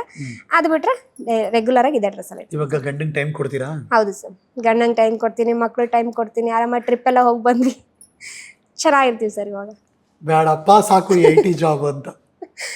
IT ಜೀವನ ಬಿಟ್ಟ ಮೇಲೆ ತುಂಬಾ ನೆಮ್ಮದಿಯಾಗಿದ್ದೀನಿ. IT ಜೀವನ, ಫ್ರೆಂಡ್ಸ್ ಎಲ್ಲಾರನ್ನು ಬಿಟ್ಟು ಬರೀ ಫ್ಯಾಮಿಲಿ ಅನ್ನೋ ತರ ಜನ ಕಣ್ಣಾಳಿಸ್ ನೋಡ್ತಿರ್ತಾರೆ. IT ಜಾಬ್ ಬಿಟ್ಟು ಆಟೋ ಓಡಿಸಿ ಯಾವತ್ತೂ ಅನ್ಸಿಲ್ವಾ, ಅಂದ್ರೆ ಕೀಳರಿಮೆ ಬಂದಿಲ್ವಾ? ನಾವು ಮಾಡೋ ಜಾಬ್ಗೆ ಫಸ್ಟ್ ನಾವು ರೆಸ್ಪೆಕ್ಟ್ ಕೊಟ್ರೆ ನಮ್ಮ ಜೀವನ ತುಂಬಾ ಉತ್ತಮವಾಗಿರುತ್ತೆ ಸರ್. ಒಳ್ಳೆ ಮಾತಿದು. ಅದು ಚಿಕ್ಕ ಜಾಬ್ ಆಗಿರ್ಬೋದು, ಇವಾಗ ಗಾರೆ ಕೆಲಸ ಮಾಡೋರು ಕೂಡ ಅವ್ರ ಜಾಬ್ನ ಅವ್ರ ರೆಸ್ಪೆಕ್ಟ್ ಮಾಡ್ತಾರೆ. ಅಂದ್ರೆ ತುಂಬಾ ಜನ ಅನ್ಬಿಡ್ತಾರಲ್ಲ, ಆಟೋ ಡ್ರೈವಿಂಗ್ ಅನ್ಬಿಡ್ತಾರೆ. ಅಲ್ಲ, ಅದು ಒಂದು ಒಳ್ಳೆ ಕಾಯಕ. ಹೌದು, ಅದು ಒಂದು ಒಳ್ಳೆ ನಿಷ್ಠಾವಂತರು ಕೆಲಸ ಮಾಡ್ತಿದ್ದಾರೆ. ಅವ್ರವ್ರ ಬದುಕು ಅವ್ರವ್ರಿಗೆ. ವೆರಿ ಟ್ರೂ, ಐ ಅಗ್ರಿ ಮಾ. ಇವಾಗ ನಾವು ನಮ್ಮಲ್ಲಿ ಕಸ ಎತ್ತೋರು ಅಂತೀವಿ ಸರ್, ಅವ್ರ ಜಾಬ್ ಅವ್ರಿಗೆ ಗ್ರೇಟ್ ಅಲ್ವಾ? ಅದೇ ತರ ನಮಗೂ ಅಷ್ಟೇ, ನಮ್ಮ ಜಾಬ್ ನಮಗೆ ಗ್ರೇಟ್. 3 ದಿನ ಬರ್ದೇ ಹೋಗ್ಲಿ ಅವರು ಗಬ್ಬು ನಾರ್ತಿರುತ್ತೆ ಅಷ್ಟೇ. ಯಾಕಮ್ಮ, ನಮ್ಮ ಚಪ್ಪಲಿ ಕಟ್ ಆಗ್ಬಿಟ್ರೆ ನಾವು ಹೊಲ್ಕೊಳಕ್ ಸಾಧ್ಯನೇನಮ್ಮ? ಆಗಲ್ಲ, ಚಾನ್ಸೇ ಇಲ್ಲ. ಅವ್ರು ಮಾಡೋ ಕೆಲಸ ಅವ್ರ ಸ್ಕಿಲ್, ಅದು ಅವರೇ ಮಾಡಬೇಕು ಯಾವಾಗ್ಲೂ ಅಷ್ಟೇ. ಅವ್ರವ್ರ ಕೆಲಸ ಯಾವುದೇ ಕೆಲಸ ಮಾಡ್ಲಿ, ಆ ಕೆಲಸ ಮಾಡಕ್ ಮುಂಚೆ ಆ ಜಾಗದಲ್ಲಿ ಅವ್ರು ದೇವ್ರ ಫೋಟೋ ಇಟ್ಕೊಂಡಿರ್ತಾರ. ಇಟ್ಕೊಂಡಿರ್ತಾರೆ ಅವ್ರು ನಮಸ್ಕಾರ ಮಾಡ್ತಾರೆ ಮಾಡ್ತಾರೆ ಸರ್. ಅಂದ್ರೆ ಪ್ರತಿ ಕಾಯಕವೂ ಕೂಡ ಅವ್ರ ಕೈಲಾಸನೇ. ಹೌದು. ಈ ಮನೋಭಾವ ನಿಮ್ದು ಇಷ್ಟ ಆಗುತ್ತೆ ನಮಗೆ. ಬಟ್ ಇಷ್ಟು ಸ್ಟೋರಿ ಇದೆ ಅಂತ ಗೊತ್ತಿರಲಿಲ್ಲ ಅಷ್ಟೇ. ಹಾರ್ಡ್ ವೇ ಬಂದಿದ್ದೀರಾ ನೀವು. ಬಂದಿದ್ದೀನಿ ಸರ್. ಇಷ್ಟು 0ಇಂದ ಇಲ್ಲಿವರೆಗೂ ಬಂದಿದ್ದೀನಿ ಅಂತ ತುಂಬಾನೇ ಕಷ್ಟಪಟ್ಟಿದ್ದೀನಿ. ಇವಾಗ ಯಾವುದು ರಿಸ್ಕು, ಇವಾಗ ಯಾವುದು ಟೆನ್ಷನ್ ಅಂತ ಅನ್ಸಲ್ವಾ? ಏನು ಅನ್ಸಲ್ಲ ಸರ್. ಇವಾಗ ಆರಾಮಾಗಿ ಜೀವನ ಮಾಡ್ಕೊಂಡು ಹೋಗ್ತಾ ಇದೀವಿ. ಕಮಿಟ್ಮೆಂಟ್ಸ್ ಪಕ್ಕದಲ್ಲಿ ಕಮಿಟ್ಮೆಂಟ್ಸ್ ಇರುತ್ತೆ. ನನಗೆ ಕಮಿಟ್ಮೆಂಟ್ಸ್ಗಿನ್ನ ಮಕ್ಳಿಗೆ ಟೈಮ್ ಕೊಡ್ತಿದ್ದೀವಿ ಅಲ್ಲ, ಫ್ಯಾಮಿಲಿ ಟೈಮ್ ಕೊಡ್ತಿದ್ದೀವಲ್ಲ, ಆ ಖುಷಿ ನನಗೆ. ಜೊತೆಗೆ ನಿಮ್ಮ ಸಂಸಾರ ಒಟ್ಟಿಗೆ ಆಗಿದೆ. ಹಾ, ಸಂಸಾರ ಒಟ್ಟಿಗಿದೆ. ಮತ್ತೆ ಆಡ್ಕೊಳ್ಳೋರ್ ಬಾಯಿಗೆ ನಾವು ಏನೋ ಅದೇನೋ ಹೇಳ್ತಾರಲ್ಲ ಸರ್, ಆಹಾರ ಆಗ್ದಿರಾ ಚೆನ್ನಾಗಿದೀವಿ ಸರ್. ಈಗ ಸುಮ್ಮನೆ ಕೇಳ್ತೀನಿ ಇದನ್ನ, ಅದೇ ಎಂಬಸಿ, ಅದೇ ಆಕ್ಸೆಂಚರು, ಅದೇ ಅಮೆಝಾನು, ಅಲ್ಲಿಗೆ ಆರ್ಡರ್ ಬರುತ್ತಲ್ಲ, ನೀವು ಆಟೋ ನೋಡ್ಬೇಕಾದ್ರೆ ಡ್ರಾಪ್ ಪಿಕಪ್ ಬರುತ್ತಲ್ಲ, ಹೋಗಿದ್ದೀರಾ? ಹೋಗಿದ್ದೀನಿ ಸರ್. ಫೀಲ್ ಆಗುತ್ತೆ ಅವಾಗ, ತುಂಬಾ ಫೀಲ್ ಆಗುತ್ತೆ ಸರ್. ಅಂದ್ರೆ ನನ್ನ ಜೊತೆ ಕೆಲಸ ಮಾಡ್ತಾರೆ ಯಾರಾದ್ರೂ ನೋಡಿದ್ರೆ ಹೋಗನ್ಸಿ ಹೇ ಹಾಯ್ ಅನ್ಕೊಂಡ್ ಬರ್ತಾರೆ. ಅವಾಗ ಏನೋ ಒಂಥರ ಅನ್ಸುತ್ತೆ, ನಾನು ಇಲ್ಲಿದ್ದಿದ್ರೆ ನನಗೆ ಹಾಯ್ ಅನ್ನೋಕೆ ಬರ್ತಿರ್ಲಿಲ್ವಲ್ಲ. ಅದಾಗಿದೆಯಾ? ಹಾ, ಸುಮಾರು ಸರಿ ಆಗಿದೆ ಸರ್. ಅದು ನಿಮ್ಮ ಆಟೋಗೆ ಬಂದಿದಾರ ನಿಮ್ಗೆ ಗೊತ್ತಿರೋರು? ನನ್ನ ಜೊತೆಲಿ ವರ್ಕ್ ಮಾಡ್ತಾರೆ ಯಾರು ನನ್ನ ಜೊತೆಗೆ ಬಂದಿಲ್ಲ ಆಟೋದಲ್ಲಿ. ಬಟ್ ಕಂಪನಿಯವರು ಬಂದಿದ್ದಾರೆ. ಕಂಪನಿಯವರು ಬಂದಿದ್ದಾರೆ. ಆ ಕಂಪನಿ ಕ್ಯಾಂಪಸ್ ಒಳಗೆ ಸ್ಟೈಲ್ ಆಗಿ ಓಡಾಡಿದ ಕ್ಯಾಂಪಸ್ ಒಳಗೆ ಆಟೋ ತಗೊಂಡು ಹೋಗಿದ್ದೀರಾ? ಹಾ, ಹೋಗಿದ್ದೀನಿ. ಆಟೋ ಹೋಗಿದ್ದೀನಿ. ಭಲೇ ಭಲೇ. ನಾನೇ ಹೋಗಿರೋ ಕ್ಯಾಂಪಸಲ್ಲಿ ನಾನೇ ಡ್ರೈವಿಂಗ್ ಮಾಡ್ಕೊಂಡು ಹೋಗಿ, ಅವಾಗಲೇ ಸುಮಾರು ಜನ ಅಂದ್ರೆ ಕಾಂಟ್ಯಾಕ್ಟ್ ಎಲ್ಲ ಬಿಟ್ಟೋಗ್ಬಿಟ್ಟಿತ್ತು. ಆ ಟೈಮಲ್ಲಿ ಸುಮಾರು ಜನ ಸಿಕ್ಕಿದ್ದಾರೆ. ಇನ್ ಕಾಂಟ್ಯಾಕ್ಟೇ ಇಲ್ವಲ್ಲ ಅನ್ಕೊಂಡು ಮಾತಾಡ್ಸೋರು ಸುಮಾರು ಜನ ಇದ್ದಾರೆ. ಆ ಟೈಮಲ್ಲಿ ತುಂಬಾ ಖುಷಿ ಆಗಿದೆ. ಸೊ ಆ ದಿನಗಳೆಲ್ಲ ನೆನಪಾಗ್ತಿರುತ್ತೆ. ಹಾ, ನಾನು ಒಂದ್ಸರಿ ಆ ಕಡೆ ಮಾದೇವಪುರ ಸೈಡ್ ಹಂಗೇನಾದ್ರು ಹೋದ್ರೆ ಕ್ಯಾಂಪಸ್ ಮಿಸ್ ಮಾಡ್ಕೊತಿದ್ದೀನಲ್ಲ ಅನ್ಸುತ್ತೆ ಒಂದ್ಸರಿ. ಆಮೇಲೆ ಇಲ್ಲ, ಅದನ್ನ ಬಿಟ್ಮೇಲೆ ಇವಾಗ ನೆಮ್ಮದಿ ಆಗಿದ್ದೀನಲ್ವಾ, ಅದು ಖುಷಿ ಇದೆ ಅನ್ಸುತ್ತೆ. ಒಂದ್ಸರಿ ಹಿಂಗೆ ಅನ್ಕೊಂಡ್ಬರ್ತೀನಿ, ಇದೇ ಬಿಲ್ಡಿಂಗ್ ಅಲ್ಲೆಲ್ಲ ವರ್ಕ್ ಮಾಡಿದ್ದು ನಾನು. ಏನು ನಿಜ ಅರ್ಥದಲ್ಲಿ ಮನುಷ್ಯನ ಸಂಪಾದನೆ, ಆಸ್ತಿ ಅಂದ್ರೆ ಏನು ನಿಮ್ಮ ಪ್ರಕಾರ? ನೆಮ್ಮದಿ ಸರ್, ಅಷ್ಟೇ. ನೆಮ್ಮದಿ ಇರಬೇಕು ನನ್ನ ಜೀವನದಲ್ಲಿ. ದುಡ್ಡು ಬೇಡವಾ ನಮ್ದಿಗೆ? ನೆಮ್ಮದಿ ಇದ್ರೆ ದುಡ್ಡು ಆಟೋಮೆಟಿಕ್ ಆಗಿ ಬರುತ್ತೆ ಸರ್. ಸಂಪಾದನೆ ಮಾಡ್ಬೋದು. ನೆಮ್ಮದಿ ಇಲ್ದಿರೋ ಜೀವನನೇ ಅಲ್ಲ ಸರ್ ಹೇಳ್ಬೇಕಂದ್ರೆ.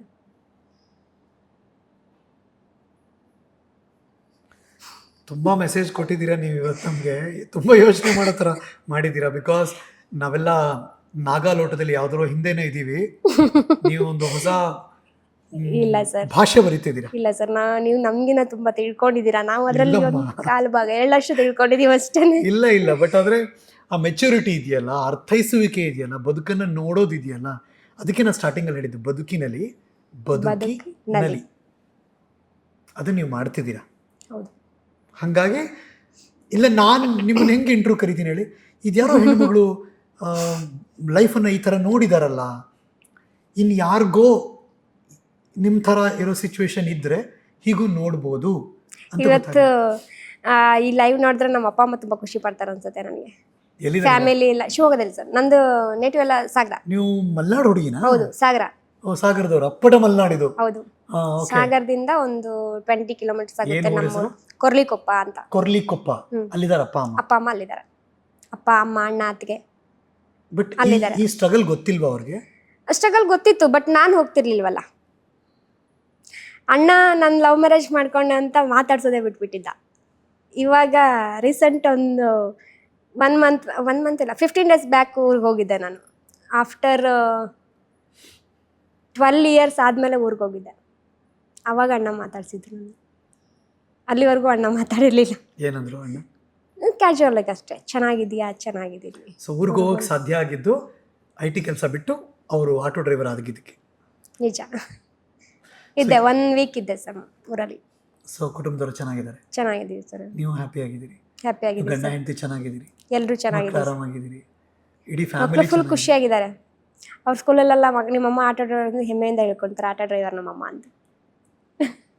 ಅವ್ರ ಫ್ರೆಂಡ್ಸ್ ಎಲ್ಲ ಕೇಳ್ತಾರಂತೆ, ನಿಮ್ಮಮ್ಮ ಆಟೋ ಓಡಿಸ್ತಾರಾ ಅಂತ. ಹೌದು, ನಮ್ಮಮ್ಮ ಆಟೋ ಓಡಿಸ್ತಾರೆ. ನಾನು ಆಟೋ ಕೆರೆ ಸ್ಟಾರ್ಟ್ ಮಾಡಿದ್ರೆ ಮಕ್ಕಳನ್ನ ಹಿಂದೆ ಒಬ್ಬನ ಮುಂದೆ ಒಬ್ಬನ ಕೂರಿಸ್ಕೊಂಡು ಆಟೋ ಓಡಿಸ್ತಿದ್ದೆ. ಅವ್ರ ಲೀವ್ ಎಲ್ಲ ಬಂದಾಗ ಮನೇಲಿ ಬಿಡ್ತಿರ್ಲಿಲ್ಲ. ಮನೇಲಿ ಬಿಡ್ತಿರ್ಲಿಲ್ಲ. ಹಿಂದೆ ಲಗೇಜ್ ಕ್ಯಾಂಗ್ ಇದೆ, ಅಲ್ಲಿ ಚಿಕ್ಕವನ್ನ ಕೂರಿಸ್ಕೊಂಡ್ಬಿಡ್ತಿದ್ದೆ. ಅವನು ಸ್ವಲ್ಪ ಹೊತ್ತು ಕೂತ್ಕೊಂಡು ನಿದ್ದೆ ಬಂದ್ಬಿಟ್ರೆ ಅಲ್ಲೇ ಮಲ್ಕೊಂಡ್ಬಿಡ್ತಿದ್ದ. ಒಂದು ಬೆಡ್ಶೀಟ್ ಹಾಕಿರ್ತಿದ್ದೆ, ಮಲ್ಕೊಂಡ್ಬಿಡ್ತಿದ್ದ. ದೊಡ್ಡವನು ನನ್ನ ಪಕ್ಕದಲ್ಲಿ ಕೂರ್ತಿದ್ದ, ಮುಂದ್ಗಡೆ ಫ್ರಂಟ್ ಸೀಟಲ್ಲಿ. ಕಸ್ಟಮರ್ ಸಿಂಗಲ್ ಕಸ್ಟಮರ್ ಬಂದ್ರೆ ಮಿಡಲ್ ಅಲ್ಲಿ ಕೂತ್ಕೊಂತಿದ್ದ. 2 ಜನ ಕಸ್ಟಮರ್ಸ್ ಬಂದ್ರೆ ಅವ್ರಿಗೆ ಒಂಥರ ಇಕ್ಕಟ್ಟಾಗುತ್ತೆ ಅಂತ ನಾನು ಮುಂದೆ ಕೂರಿಸ್ಕೊಬಿಡ್ತಿದ್ದೆ. ಸೊ ಆಟೋ ಓಡಿಸಿ ಒಳ್ಳೆ ಜೀವನ ಮಾಡ್ಬೋದು ಸರ್, ನೆಮ್ಮದಿಯಾಗಿ ಮಾಡ್ಬೋದು ಸರ್ ಜೀವನ. ಇದೊಂದೇ ಟೆನ್ಷನ್ ಜಾಬ್ ಅಂತಲ್ಲ, ತುಂಬಾ ಟೆನ್ಷನ್ ಸ್ಟ್ರೆಸ್ ಅಲ್ಲಿ ತುಂಬಾ ಜನ ಬದುಕ್ತಾ ಇದಾರೆ. ಹೌದು, ನೆಮ್ಮದಿ ಯಾವಾಗ ಅಂತ ಎಲ್ಲರೂ ಹುಡುಕ್ತಿರೋದೇ ನೆಮ್ಮದಿ. ನೆಮ್ಮದಿನ ಅದಾಗದೇ ಬರಲ್ಲ, ನಾವು ತಗೊಂಡ್ರೆ ನೆಮ್ಮದಿ ಸಿಗೋದು ನಮಗೆ. ನಾವು ಹುಡ್ಕೋಬೇಕು ನೆಮ್ಮದಿನ, ಅದಾಗದೇ ಬರುತ್ತೆ ಅಂದ್ರೆ ನೆಮ್ಮದಿ ಬರಲ್ಲ. ನಾವು ಅನ್ಕೋ ದೇವ್ರನ್ನ ಬೈಕೊಂತೀವಿ, ಅಯ್ಯೋ ಈ ದೇವ್ರು ಯಾವಾಗ ನೆಮ್ಮದಿ ಕೊಡ್ತಾನೋ ಏನೋ ಅಂತ. ದೇವರೆಲ್ಲ ಕೊಡ್ಬೇಕಾಗಿರೋದು ನಮಗೆ ನಾವೇ ತಗೋಬೇಕಾಗಿರೋದು. ಕೆಲಸ ಚೇಂಜ್ ಮಾಡ್ಬೇಕು. ಅದಕ್ಕೆ ಕೆಲಸ ಚೇಂಜ್ ಮಾಡ್ಬೇಕಂತಾರೆ. ನಮ್ಮ ವೃತ್ತಿ ಜೀವನ ಆಗಿರ್ಬೋದು, ಅಂದ್ರೆ ನಮ್ಮ ವೈವಾಹಿಕ ಜೀವನ ಯಾವುದಾದ್ರೂ ಆಗಿರ್ಬೋದು, ಒಟ್ಟಲ್ಲಿ ನಾವೇ ಕಂಡ್ಕೊಬೇಕು. ಅದಕ್ಕೆ ತೊಂದರೆ ಆಗ್ತಿದೆ ಅಂತ ಗೊತ್ತಾದ್ರೆ, ನಿಮ್ಮ ಬದುಕೇ ನೀವು ಚೆನ್ನಾಗಿ ಜೀವನ ಮಾಡಬೇಕು ಅಂತ ಗೊತ್ತಾದ್ರೆ ಯೋಚನೆ ಮಾಡ್ಬೇಕು. ಆಟೋ ಡ್ರೈವಿಂಗು ಅಂತಲ್ಲ, ಯಾವುದೇ ಕೆಲಸ ಅವ್ರು ಇಷ್ಟಪಟ್ಟಿದ್ದ ಕೆಲಸ ಇರ್ಬೋದು, ಮಾಡ್ಕೋಬೋದು. ಇವಾಗಿನ ಸಿಚುವೇಶನ್ ಈ ಸ್ಟ್ರೆಸ್ ಎಲ್ಲ ನೋಡಿದ್ರೆ ಹೇಳ್ಬೇಕು ಅಂತ ಹೇಳಿದ್ರೆ ಸರ್, ನಾವು ಸ್ವಯೋದ್ಯೋಗ ಮಾಡೋದು ಎಷ್ಟೋ ಬೆಟರ್. ಅಗ್ರಿಕಲ್ಚರ್ ಇರ್ಬೋದು ಅಥವಾ ಸ್ವಯಂ ಏನಾದರೂ ಮಾಡ್ಕೊಳ್ಳೋದಿರ್ಬೋದು. ಇವಾಗ ಏನು ಸ್ಪೆಕ್ಸ್ ಹಾಕಲ್ವಾ? ಇವಾಗ ಹಾಕಲ್ಲ ಸರ್. ತಲೆನೋವು ಏನೂ ಇಲ್ಲ, ಹೆಲ್ತ್ ಚೆಕಪ್ ಎಲ್ಲ ಆಗಿದೆ. ಟೆನ್ಷನ್ ಇಲ್ವಲ್ಲ ತಲೆನೋವು ಬರೋದಕ್ಕೆ. ಓಕೆ, ಸೊ ಹೆಲ್ತ್ ಚೆಕಪ್ ಅಲ್ಲಿ ಏನೂ ಇಲ್ಲ? ಏನಿಲ್ಲ, ಆರಾಮಾಗಿದ್ದೀನಿ ಸರ್ ಇವಾಗ. ಒಂದು ವೆರಿ ಸ್ಪೆಷಲ್ ಹರಿಕತೆ ಪಾಡ್ಕಾಸ್ಟ್ ಇದು. ಆದರೆ ಶಿ ಇಸ್ ಇನ್ಸ್ಪೈರಿಂಗ್, ಇಲ್ಲ ಅಂತಲ್ಲ. ತುಂಬ ಜನ ನಾವು ಅವರ ಲೈಫ್ ಜರ್ನಿನ ಒಂದ್ಸರಿ ತಿರುಗಿ ನೋಡಿ ನಾವೇನಾದ್ರು ಕರೆಕ್ಷನ್ ಮಾಡ್ಕೋಬೋದು ಅಂತ ಯೋಚನೆ ಮಾಡ್ಬೇಕಷ್ಟೆ. ತುಂಬ ಜನ ಹೇಳಿರ್ತಾರಲ್ಲ ನಿಮ್ಮ ಕ್ಲೋಸ್ ಸರ್ಕಲ್, ಹೇಳಿದ್ದಾರೆ ಸರ್ ನೀನೇ ಬೆಟರ್ ಕಣೆ ಅಂತ ನಿಮ್ಮ ಕ್ಲೋಸ್ ಫ್ರೆಂಡ್ಸ್ ಹೇಳಿದ್ದ ಏಕೋಶದಲ್ಲಿ ಅವ್ರು ಹೇಳಿರ್ತಾರೆ ಅಂತ. ಹೇಳಿದ್ದಾರೆ ಸರ್, ನಿನ್ನ ಜೀವನನೇ ಸೂಪರು ನೋಡು, ಆರಾಮಾಗಿದ್ಯಾ ಅಂದ್ರೆ. ನನ್ನ ಕೊಲೀಗ್ಸೇ ಸುಮಾರು ಜನ ಹೇಳಿದ್ದಾರೆ. ನಾನು ವರ್ಕ್ ರಿಸೈನ್ ಮಾಡ್ಬಿಟ್ಟು ಬರ್ಬೇಕಾದ್ರೆ ನನ್ನ ಕೆಳಗಡೆ ವರ್ಕ್ ಮಾಡೋರೆಲ್ಲ ನಮ್ಮ ಸ್ಟಾಫ್ ಎಲ್ಲ ಇದ್ರಲ್ಲ, ನನಗೆ ಬೀಳ್ಕೊಡುಗೆ ಕೊಡ್ಬೇಕಾದ್ರೆ ಎಲ್ಲ ಅಳ್ತಾ ನಿಂತ್ಕೊಂಡಿದ್ದೆ. ಆವಾಗ ನಮ್ಮ ಮ್ಯಾನೇಜರ್ ಒಬ್ರು ಬಂದ್ಬಿಟ್ಟು ಹೇಳ್ತಿದ್ರು, ನೀವು ಇನ್ಸ್ಪೈರಾಗಿ ತೊಗೊಬೇಕು. ಅವರು ಸಿಂಗಲ್ ಪೇರೆಂಟ್ ಆಗಿ ಇವಾಗ ಇಷ್ಟೊಂದು ಸ್ಟ್ರಗಲ್ ಮಾಡಿಕೊಂಡು ಇಷ್ಟು ಮಕ್ಕಳನ್ನ ಸಾಕೊಂಡು ಈ ಕಡೆ ನಿಮ್ಮನ್ನು ನೋಡಿಕೊಂಡು ಮಾಡ್ತಿದ್ದಾರಲ್ವ, ತುಂಬ ಗ್ರೇಟ್. ಅವ್ರನ್ನ ನೋಡಿ ಕಲೀರಿ ಎಲ್ಲರೂ ಅಂತ ಒಂದು ಮಾತಂದಿದ್ರು. ಅದಾದ್ಮೇಲೆ ನನ್ನ ಆಟೋ ಫೀಲ್ಡಿಗೆ ಬಂದಮೇಲೆ ನಂಗೆ ಸುಮಾರು ಆಫರ್ ಬಂತು. ಐಟಿ ಬಂತು. ಇಲ್ಲಿ ಟಾಟಾ ಹೊಸೂರು ರೋಡಲ್ಲಿ, ಇವಾಗ ಹೊಸೂರು ಹತ್ರ ನಿಯರ್ ಹೊಸೂರೇ, ತಮಿಳ್ನಾಡು ಬಾರ್ಡರ್, ಅಲ್ಲಿ ಒಂದು ಟಾಟಾ ಕಂಪನಿ ಓಪನ್ ಆಗಿದೆ. ಅಲ್ಲಿಗೆ FM ಆಗಿ ನನಗೆ ಆಫರ್ ಬಂದಿತ್ತು. ನಾನು ಅದನ್ನು ರಿಜೆಕ್ಟ್ ಮಾಡಿದೆ. 75,000 ಸ್ಯಾಲ್ರಿ. ಈ ಹೆಲ್ತ್ ಕಾರ್ಡು, PF ಇದೆಲ್ಲ ಇರ್ತಿತ್ತಲ್ಲ, ಇಲ್ಲಿ ಯಾವುದು ಇಲ್ಲ, ನಮಗೆ ನಾವೇ ಮಾಡ್ಕೊಳ್ತೀವಿ. ಚೆನ್ನಾಗಿ IT ವರ್ಕ್ ಮಾಡ್ಬೇಕಾದ್ರೆ ಟೆನ್ಷನ್ ತಗೊಳ್ತಿದ್ವಿ, ವರ್ಕ್ ಪ್ರೆಷರ್ ಇರ್ಬೋದು, ಅದೆಲ್ಲ ಮೈಂಡ್ ಒಂಥರ ಅಪ್ಸೆಟ್ ಆಗ್ಬಿಟ್ಟು ಹೆಲ್ತ್ ಜಾಸ್ತಿ ಅಪ್ಸೆಟ್ ಆಗ್ತಿತ್ತು. ಇವಾಗ ನಮ್ದೇ ಜೀವನ ಇರೋದ್ರಿಂದ ಏನು ಅಷ್ಟೊಂದು ಅಪ್ಸೆಟ್ ಆಗಲ್ಲ. 7-8 ಗಂಟೆ ನಿದ್ದೆ ಮಾಡ್ತೀರಾ? ಆರಾಮಾಗಿ ನಿದ್ದೆ ಮಾಡ್ಕೊಳ್ತೀವಿ. ನಿದ್ದೆ ಟೈಮಿಗೆ ನಿದ್ದೆ ಮಾಡ್ತೀವಿ, ಊಟ ಟೈಮಿಗೆ ಊಟ ಮಾಡ್ತೀವಿ, ನೆಮ್ಮದಿಯಾಗಿದ್ದೀವಿ. ಕೆಲಸ ಕಷ್ಟ ಇಲ್ವಾ ಈಗ? ಏನು ಕಷ್ಟ ಅನ್ಸಲ್ಲ. ಇಷ್ಟಪಟ್ಟಿದ್ದೀವಿ. ನಮ್ಮ ಫ್ರೆಂಡ್ಸ್ ಎಲ್ಲ ಹೇಳ್ತಾರೆ, ಈ ಟ್ರಾಫಿಕ್ ಅಲ್ಲ, ಫ್ರೆಂಡ್ಸೇ ಅಂತಲ್ಲ, ಸುಮಾರು ಜನ ಕಸ್ಟಮರ್ಸ್ ಹೊರಗಡೆಯಿಂದ ಬಂದಿರ್ತಾರಲ್ಲ, ಅವರು ಹೇಳ್ತಾರೆ, ಸಡನ್ ಆಗಿ ಯಾವತ್ತೂ ಲೇಡಿ ಡ್ರೈವರ್ನ ನೋಡಿರಲ್ಲ, ಫಸ್ಟ್ ಟೈಮ್ ಲೇಡಿ ಡ್ರೈವರ್ ಜೊತೆಗೆ ಜರ್ನಿ ಮಾಡ್ತಿರ್ತಾರಲ್ಲ, ಅಂಥವ್ರು ಕೂಡ ಹೇಳ್ತಾರೆ, ನೀವು ಈ ಟ್ರಾಫಿಕಲ್ಲಿ ಹೆಂಗೆ ಓಡಿಸ್ತೀರಾ, ನಿಮ್ಮ ಕೈಕಾಲೆಲ್ಲ ನೋವು ಬರಲ್ವಾ, ಕ್ಲಚ್ ಹಿಡ್ದಿಡ್ದು ಕೈ ನೋವು ಬರಲ್ವಾ ಅಂತೆಲ್ಲ ಕೇಳ್ತಾರೆ. ಇಲ್ಲ, ಅಭ್ಯಾಸ ಆಗ್ಬಿಟ್ಟಿದೆ. ಸ್ಟಾರ್ಟಿಂಗ್ ಒನ್ ಮಂತು ಅದೇ ಅಲ್ಲಿ ವರ್ಕಿಂಗ್ ಪೀರಿಯಡಲ್ಲಿ ನಾನು ಟ್ರಯಲ್ ತಗೊಳ್ತಾ ಇದ್ನಲ್ಲ, ಆ ಟೈಮಲ್ಲಿ ನನಗೆ ಅದೆಲ್ಲ ಅಭ್ಯಾಸ ಆಗೋಗಿದ್ದು. ಪೇಯ್ನ್ ಎಲ್ಲ ಬಂತಿತ್ತು ಸ್ಟಾರ್ಟಿಂಗಲ್ಲಿ, ಅಪ್ಪ ಇದೆಲ್ಲ ಹೆಂಗೆ ಮಾಡೋದು ಇಲ್ಲ, ಏನೋ ಒಂದು ಮಾಡಲೇಬೇಕು. ನಾನು ಏನೋ ಒಂದು 4 ಜನ ನನ್ನನ್ನು ಗುರ್ತಿಸ್ಬೇಕಂದ್ರೆ ನಾನು ಏನೋ ಒಂದು ಮಾಡಬೇಕು ಅಂತ ಹಠ ಹಿಡಿದ್ಬಿಟ್ಟು ಆ ಫೀಲ್ಡಿಗೆ ಬಂದೆ. ಇವಾಗ 4 ಜನ ಅಲ್ಲ, 14 ಮಿಲಿಯನ್ ನೀವು ವೈರಲ್ ಆಗಿದ್ದಕ್ಕೆ ಮಿಲಿಯನ್ಸ್ ಗಟ್ಟಲೆ ಜನ ಗುರ್ತಿಸ್ತಾವ್ರೆ. ಹೌದು, ನಂದು ಹೇಳ್ಬೇಕು, ಇನ್ಸ್ಟಾಗ್ರಾಮಲ್ಲಿ ಅಷ್ಟು ಫಾಲೋವರ್ಸು ನನಗಿಲ್ಲ. ಇದೆ ಸರ್, ನಂದು ಲೇಡಿ ಪ್ಯಾಂಥರ್ ಅಂತ ಹೇಳ್ಬಿಟ್ಟು ಒಂದು ಐಡಿ ಇದೆ. ಲೇಡಿ ಪ್ಯಾಂಥರ್ ಅಂತ ಸರ್ಚ್ ಮಾಡಿದ್ರೆ ಅದು ಇದೆ. ನೇತ್ರ ಅವರು ಲೇಡಿ ಪ್ಯಾಂಥರ್ ನೇತ್ರ ಚೆನ್ನಾಗಿ ಇಟ್ಕೊಂಡಿದ್ದೀರಾ? ನನ್ನ ತಮ್ಮ ಕೊಟ್ಟಿದ್ದು. ಹಂಗೆ ಅದೇ ಲೇಡಿ ಟೈಗರ್ ಅಂತ ಹೇಳಿದ್ನಲ್ಲ, ಅವ್ರ ಹಸ್ಬೆಂಡ್ ಅವಳು ಹಂಗೆ ಸರ್, ಮಗುನ ಇಟ್ಕೊಂಡು ಜೀವನ ಮಾಡ್ತಾಳೆ. ಗಾಡೀಲಿ ಅವಳಿಗಿನ್ನ ಮಗು 4 years ಮಗು ಇದೆ. ಅವಳು 1.5 year ಆಟೋದಲ್ಲೇ ಇಟ್ಕೊಂಡೆ ಬರ್ತಾಳೆ. ಅವಳು ನನ್ನನ್ನು, ಅಕ್ಕ ನಾನು ಬರ್ಬೋದಾ ಆಟೋ ಡ್ರೈವಿಂಗ್ ಅವ್ರ ಗಂಡ ಜೊತೆ ಕಲ್ಸ್ಕೊಂಡಿದ್ಲು ಅವಳು.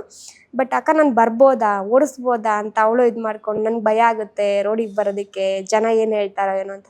ಇಲ್ಲ ನೀನ್ ಬಾ ನಿನ್ ಫೀಲ್ಡ್ಗೆ ಆಮೇಲೆ ನೋಡು ಅಂತಂದೆ. ಬಟ್ ಜನ ಹೇಳೋದನ್ನ ಕಿವಿ ಕೊಡ್ಬೇಕಾ ಕೊಡಬಾರ್ದು? ಕೊಡಬಾರ್ದು ಸರ್. ಜನಗಳ ಮಾತಿಗೆ ನಾವು ಯಾವತ್ತು ಕಿವಿ ಕೊಡ್ತೀವೋ ನಾವು ಲೈಫಲ್ಲಿ ಫೇಲ್ ಆಗ್ತೀವಿ.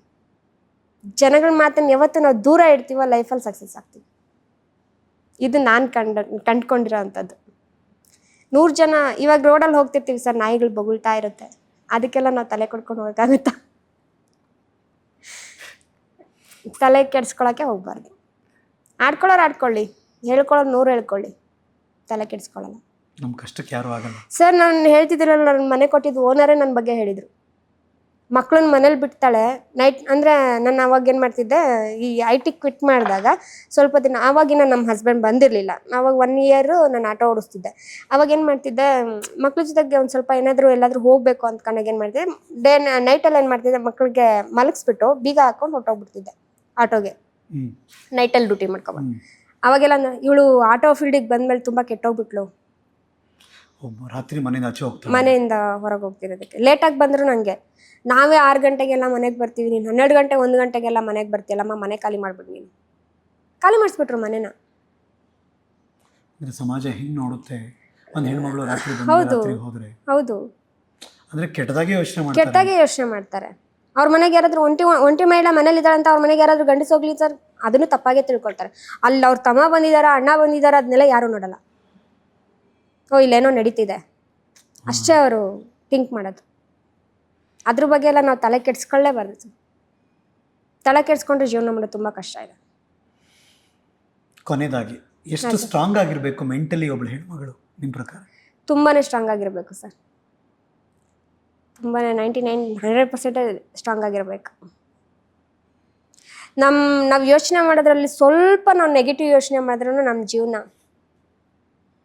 ಕೂದಲು ಎಳೆಯಷ್ಟು ನಾವು ನಮಗೆ ತಪ್ಪಿಸ್ಕೊಳಕ್ಕೆ ಜಾಗ ಸಿಗುತ್ತಿರುತ್ತೆ. ಆ ಕೂದಲು ಎಳೆನಲ್ಲಿ ನಾವು ತಪ್ಪಿಸ್ಕೊಂಡ್ಬಂದ್ಬಿಡ್ಬೇಕು.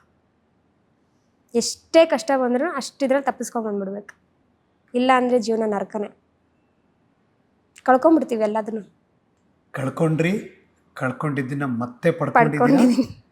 ನಗ್ನಗ್ತಾ ಗಂಡನ ಜೊತೆ ಖುಷಿಯಾಗಿದ್ದೀರಾ. ಹೌದು. ನಿಮ್ಮ ಯಜಮಾನ್ರ ಹೆಸರೇನು? ಅಶೋಕ್ ಅವ್ರನ್ನ ಕೇಳಿದೆ ಅಂತ ಹೇಳಿ. ಇನ್ಯಾರ ದೃಷ್ಟಿನೂ ಬಿಡದೆ ಇರಲಿ. ಓಕೆ. ಡ್ರೈವರ್ ದಂಪತಿಗಳು. ಹೌದು. ಗುಡ್ಯಾ ಇವಾಗ ಹೋಗ್ಬೇಕು. ನೆನ್ನೆ ಕೂಡ ಅದನ್ನ ನಾನು ಹೇಳಿದ್ದೆ ತಾನೇ ನಿನಗೆ, ಕರೆಕ್ಟಾಗಿ ವೈರಲ್. ಒಂದು ಫೋಟೋಗೆ ಅವ್ರು ಹೇಳಿದ್ರು, ನಾನು ಈ ಥರ ಕಳಿಸಿದ್ದಕ್ಕೆ ತಕ್ಷಣ ಹೇಳಿದ್ರು, ನೋಡಿ ನನಗೆ ಗೊತ್ತಿಲ್ಲ, ಯಾರೋ ವೈರಲ್ ಮಾಡಿಬಿಟ್ಟಿದ್ದಾರೆ ಈ ಥರ ವಿಡಿಯೋನ ಅಂತ. ನೀನು ಎಲ್ಲಾದರೂ ಯಾರಿಗಾದ್ರೂ ಆರ್ಟಿಕಲ್ ಕೊಟ್ಟಿದ್ದ ನೀನು? ಇಲ್ಲ, ನಾನು ಎಲ್ಲೂ ಇದು ಮಾಡಿಲ್ಲ ಅಂತಂದೆ. ಆಮೇಲೆ ಪಕ್ಕ ವೈರಲ್ ಆಗ್ತೀಯಾವು. ನಾವೇನು ಇಷ್ಟಪಡ್ತೀವಿ, ಏನು ಅನ್ಕೋತೀವಿ ಆ ಜಾಬ್ ಮಾಡೋಣ. ಏನು ಗೊತ್ತು ಸರ್, ನಾವೇನಾದರೂ ಸಾಧನೆ ಮಾಡಬೇಕು, ನಾವೇನಾದರೂ ಒಂದು ಗುರಿ ಮುಟ್ಟಬೇಕು ಅಂದರೆ ನಮ್ಮ ದೃಷ್ಟಿ ಬರೀ ಗುರಿ ಕಡೆ ಮಾತ್ರ ಇರಬೇಕು.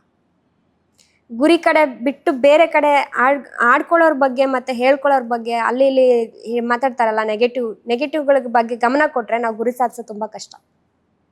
ಶಬಾಷ್. ಗುರಿ ಕಡೆ ಮಾತ್ರ ಇರಬೇಕು. ಯಾಕಂದರೆ ನಾನು ಆಸೆಪಟ್ಟಿದ್ದ ಜೀವನನೇ ಬೇರೆ, ಪಡ್ಕೊಂಡಿದ್ದ ಜೀವನನೇ ಬೇರೆ, ಇವಾಗ ನಡ್ಕೊಂಡು ಹೋಗ್ತಿರೋ ಜೀವನನೇ ಬೇರೆ. ಅದಕ್ಕೋಸ್ಕರ ನಾನು ತುಂಬ ಅನುಭವದಿಂದ ಹೇಳ್ತಾ ಇದ್ದೀನಿ ಇದನ್ನು. ನಮ್ಮದು ಗುರಿ, ನಾನೇನಾದರೂ ಒಂದು ಗುರಿ ಮಾಡ್ತಿದ್ದೀನಿ ಅಂದರೆ ಆಡ್ಕೊಳ್ಳೋರನ್ನ ಪಕ್ಕ ಕೆಟ್ಬಿಟ್ಟಿದ್ದೀನಿ. ಏನು ಗುರಿ ಈಗ ನಿಮ್ಮದು? ಸರ್ ಅಂದರೆ ನಾನು ಏನಾದರೂ ಒಂದು ಮಾಡಲೇಬೇಕು ಅನ್ನೋದು. ಅದು ಏನು? Anything in your mind? Sir, ಒಂದು ದಿವಸಕ್ಕಾದ್ರೂ ನಾನು ಬಿಗ್ ಬಾಸ್ ಮನೆಗೆ ಹೋಗ್ಬೇಕು ಅನ್ನೋದು ನನ್ನ ಆಸೆ ಇದೆ ಸರ್. ಓ ಹಂಗಾ? ಹೌದು ಸರ್, ಒಂದು ದಿವಸಕ್ಕಾದ್ರೂ ನಾನು ಬಿಗ್ ಬಾಸ್ ಮನೆಗೆ ಹೇಳ್ಬಿಡ್ತೀನಿ. ಇಲ್ಲೊಬ್ರು ಇದ್ದಾರೆ, ಇವ್ರನ್ನ ನಾವು ಬೇಕಾದ್ರೆ ರೀನೇಮ್ ಮಾಡಿ ಆಟೋ ರಾಣಿ ಮಾಡೋಣ. ಆಟೋ ರಾಜ ನಮ್ಗೆ ಗೊತ್ತು, ಅವರಷ್ಟೇ. ಸೊ ನೀವು ಅದ್ರ ಮೂಲಕ ಬದುಕು ಕಟ್ಕೊಂಡಿರೋದ್ರಿಂದ ನೀವು ಆಟೋ ಕ್ವೀನ್ ಥರ. ಗೊತ್ತಿಲ್ಲ, ಹೇಳಕ್ ಬರಲ್ಲ, ಮೇ ಬಿ ಹೇಳಕ್ ಬರಲ್ಲ, ಎಲ್ಲೋ ಯಾರ್ದೋ ಕಣ್ಣಿಗೆ ಬಿದ್ದು ಅದಾದ್ರೆ ನಾವು ಖುಷಿ ಪಡ್ತೀವಿ. ನಾನು ಸುಮಾರು ಸರಿ ಅನ್ಕೊಂಡಿದ್ದೀನಿ ಸರ್, ಸುದೀಪ್ ಸರ್ ಕಣ್ಣಿಗೆ ನಾವೆಲ್ಲ ಕಾಣಿಸಲ್ವಾ? ಸುದೀಪ್ ಸರ್ ಸೆಲೆಕ್ಟ್ ಮಾಡ್ತಾರೆ ಅಂತ ಅನ್ಕೊಂಡಿದ್ದೀರಾ ನೀವು? ನಮ್ಗೆ ಗೊತ್ತಿಲ್ಲ ಸರ್. ಸುದೀಪ್ ಸರ್ ಇವ್ರು ಸೆಲೆಕ್ಟ್ ಮಾಡೋಣ ಅಂತ ನಾವ್ ಅನ್ಕೊಳ್ಳೋದು, ಸುದೀಪ್ ಸರ್ ಕಣ್ಣಿಗೆ ನಾವೆಲ್ಲ ಕಾಣಿಸಲ್ವಾ, ಆಟೋ ಡ್ರೈವರ್ಸ್ ಯಾವತ್ತೂ ಕರ್ಸೇ ಇಲ್ಲ ಬಿಗ್ ಬಾಸ್ಗೆ ಅಂತ. ಸುದೀಪ್ ಅವರು part of Bigg Boss, is a main Bigg Boss ಇಲ್ಲ ಅಂತ. ಬಟ್ ಸೆಲೆಕ್ಷನ್ ಪ್ರೋಸೆಸ್ ಎಲ್ಲ ನಡೀತಾ ಇರುತ್ತೆ.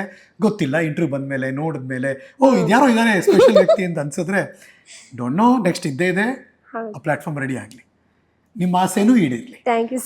ಇಷ್ಟೆಲ್ಲ ಈಡೇರಿಸಿದ್ಮೇಲೆ ಈ ಸಂತೋಷನೂ ಕೊಟ್ಬಿಡ್ಲಿ, ನಾವು ಹಾರೈಸ್ತೀವಮ್ಮ. ನನ್ನ ಮಕ್ಳು ಯಾವಾಗ್ಲೂ ರೇಗಿಸ್ತಿರ್ತಾರೆ, ಅಮ್ಮ ನೀನ್ ಬಿಗ್ ಬಾಸ್ಗೆ ಹೋದ್ರೆ 100 ಡೇಸ್ ನೀನ್ ಅಲ್ಲೇ ಇದ್ರೆ ನಾನು ನೆಮ್ಮದಿಯಾಗಿರ್ತೀನಮ್ಮ ಅಂತ. ಅಂದ್ರೆ ಅಷ್ಟೊಂದು ಟಾರ್ಚರ ನೀವೇನೋ ಮಕ್ಕಳಿಗೆ? ಅಂದ್ರೆ ನಾನು ನನ್ನ ಮಕ್ಕಳನ್ನ ಸ್ವಲ್ಪ ಸ್ಟ್ರಿಕ್ಟ್ ಆಗಿ ಬೆಳೆಸ್ತೀನಿ. ಅಂದ್ರೆ ಅವ್ರಿಗೆ ಎಲ್ಲಿ ಖುಷಿ ಇಲ್ಲ, ಹೊಡಿಯೋದಂತ ಇವಾಗ ಮೊದ್ಲು ಹೊಡಿತಿದ್ದೆ ಸರ್, ಇವಾಗ ಅವ್ರಿಗೆ ಒಂಚೂರು ಮೆಚೂರ್ ಆಗಿದ್ದಾರೆ, ಬೆಳೆದಿದ್ದಾರೆ. ಮಗ ಇವಾಗ 9th ಸ್ಟ್ಯಾಂಡರ್ಡ್, ಚಿಕ್ಕವನ್ ಇವಾಗ 6th ಸ್ಟ್ಯಾಂಡರ್ಡ್. ಜಗತ್ತೇ ಅರ್ಥ ಆಗುತ್ತೆ, ಎಲ್ಲ ಅರ್ಥ ಆಗುತ್ತೆ. ಇವಾಗ ಏನ್ ಮಾಡ್ತೀನಿ ಅಂದ್ರೆ ಯಾವಾಗ ಖುಷಿ ಕೊಡ್ಬೇಕು ಅವಾಗ ಖುಷಿ ಕೊಡ್ತೀನಿ, ಯಾವಾಗ ಅವ್ರ ಜೊತೆಗೆ ಫ್ರೀಡಮ್ ಆಗಿರ್ಬೇಕು ಫ್ರೀಡಮ್ ಆಗಿರ್ತೀನಿ, ಯಾವಾಗ ಸ್ಟ್ರಿಕ್ಟ್ ಆಗಿರ್ಬೇಕು ಅವ್ರು ಸ್ಟ್ರಿಕ್ಟ್ ಆಗಿ.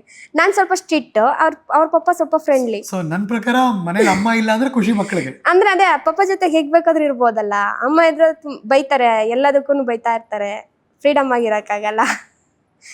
ಎಲ್ಲಿ ಫ್ರೀಡಮ್ ಕೊಡ್ಬೇಕು ಅಲ್ಲಿ ಫ್ರೀಡಮ್ ಕೊಡ್ತೀನಿ, ಎಲ್ಲಿ ಸ್ಟ್ರಿಕ್ಟ್ ಇರ್ಬೇಕು ಅಲ್ಲಿ ಸ್ಟ್ರಿಕ್ಟ್ ಇರ್ತೀನಿ. ಅದಕ್ಕೆ ಹೇಳ್ತಿದ್ದ ಅವನು, ಅಮ್ಮ ನೀವು 90 ಡೇಸ್ ಅಲ್ಲಿ ಹೋಗ್ಬಿಡಿ, ನಾನು ಆರಾಮಾಗಿ ಖುಷಿಯಾಗಿರ್ತೀನಿ.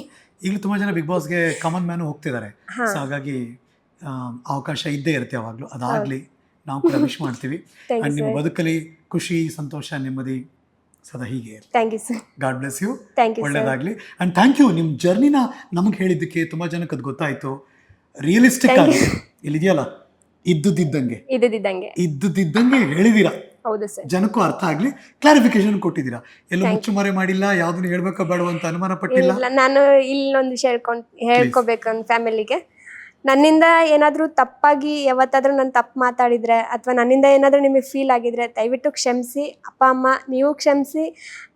ನನ್ನ ಅತ್ತೆ ಮಾವನ್ ಯಾವತ್ತೂ ಅತ್ತೆ ಮಾವ ಅಂತ ಹೇಳಿಲ್ಲ, ಅಪ್ಪ ಅಮ್ಮ ಅಂತಾನೆ ಕರೆದಿರೋದು.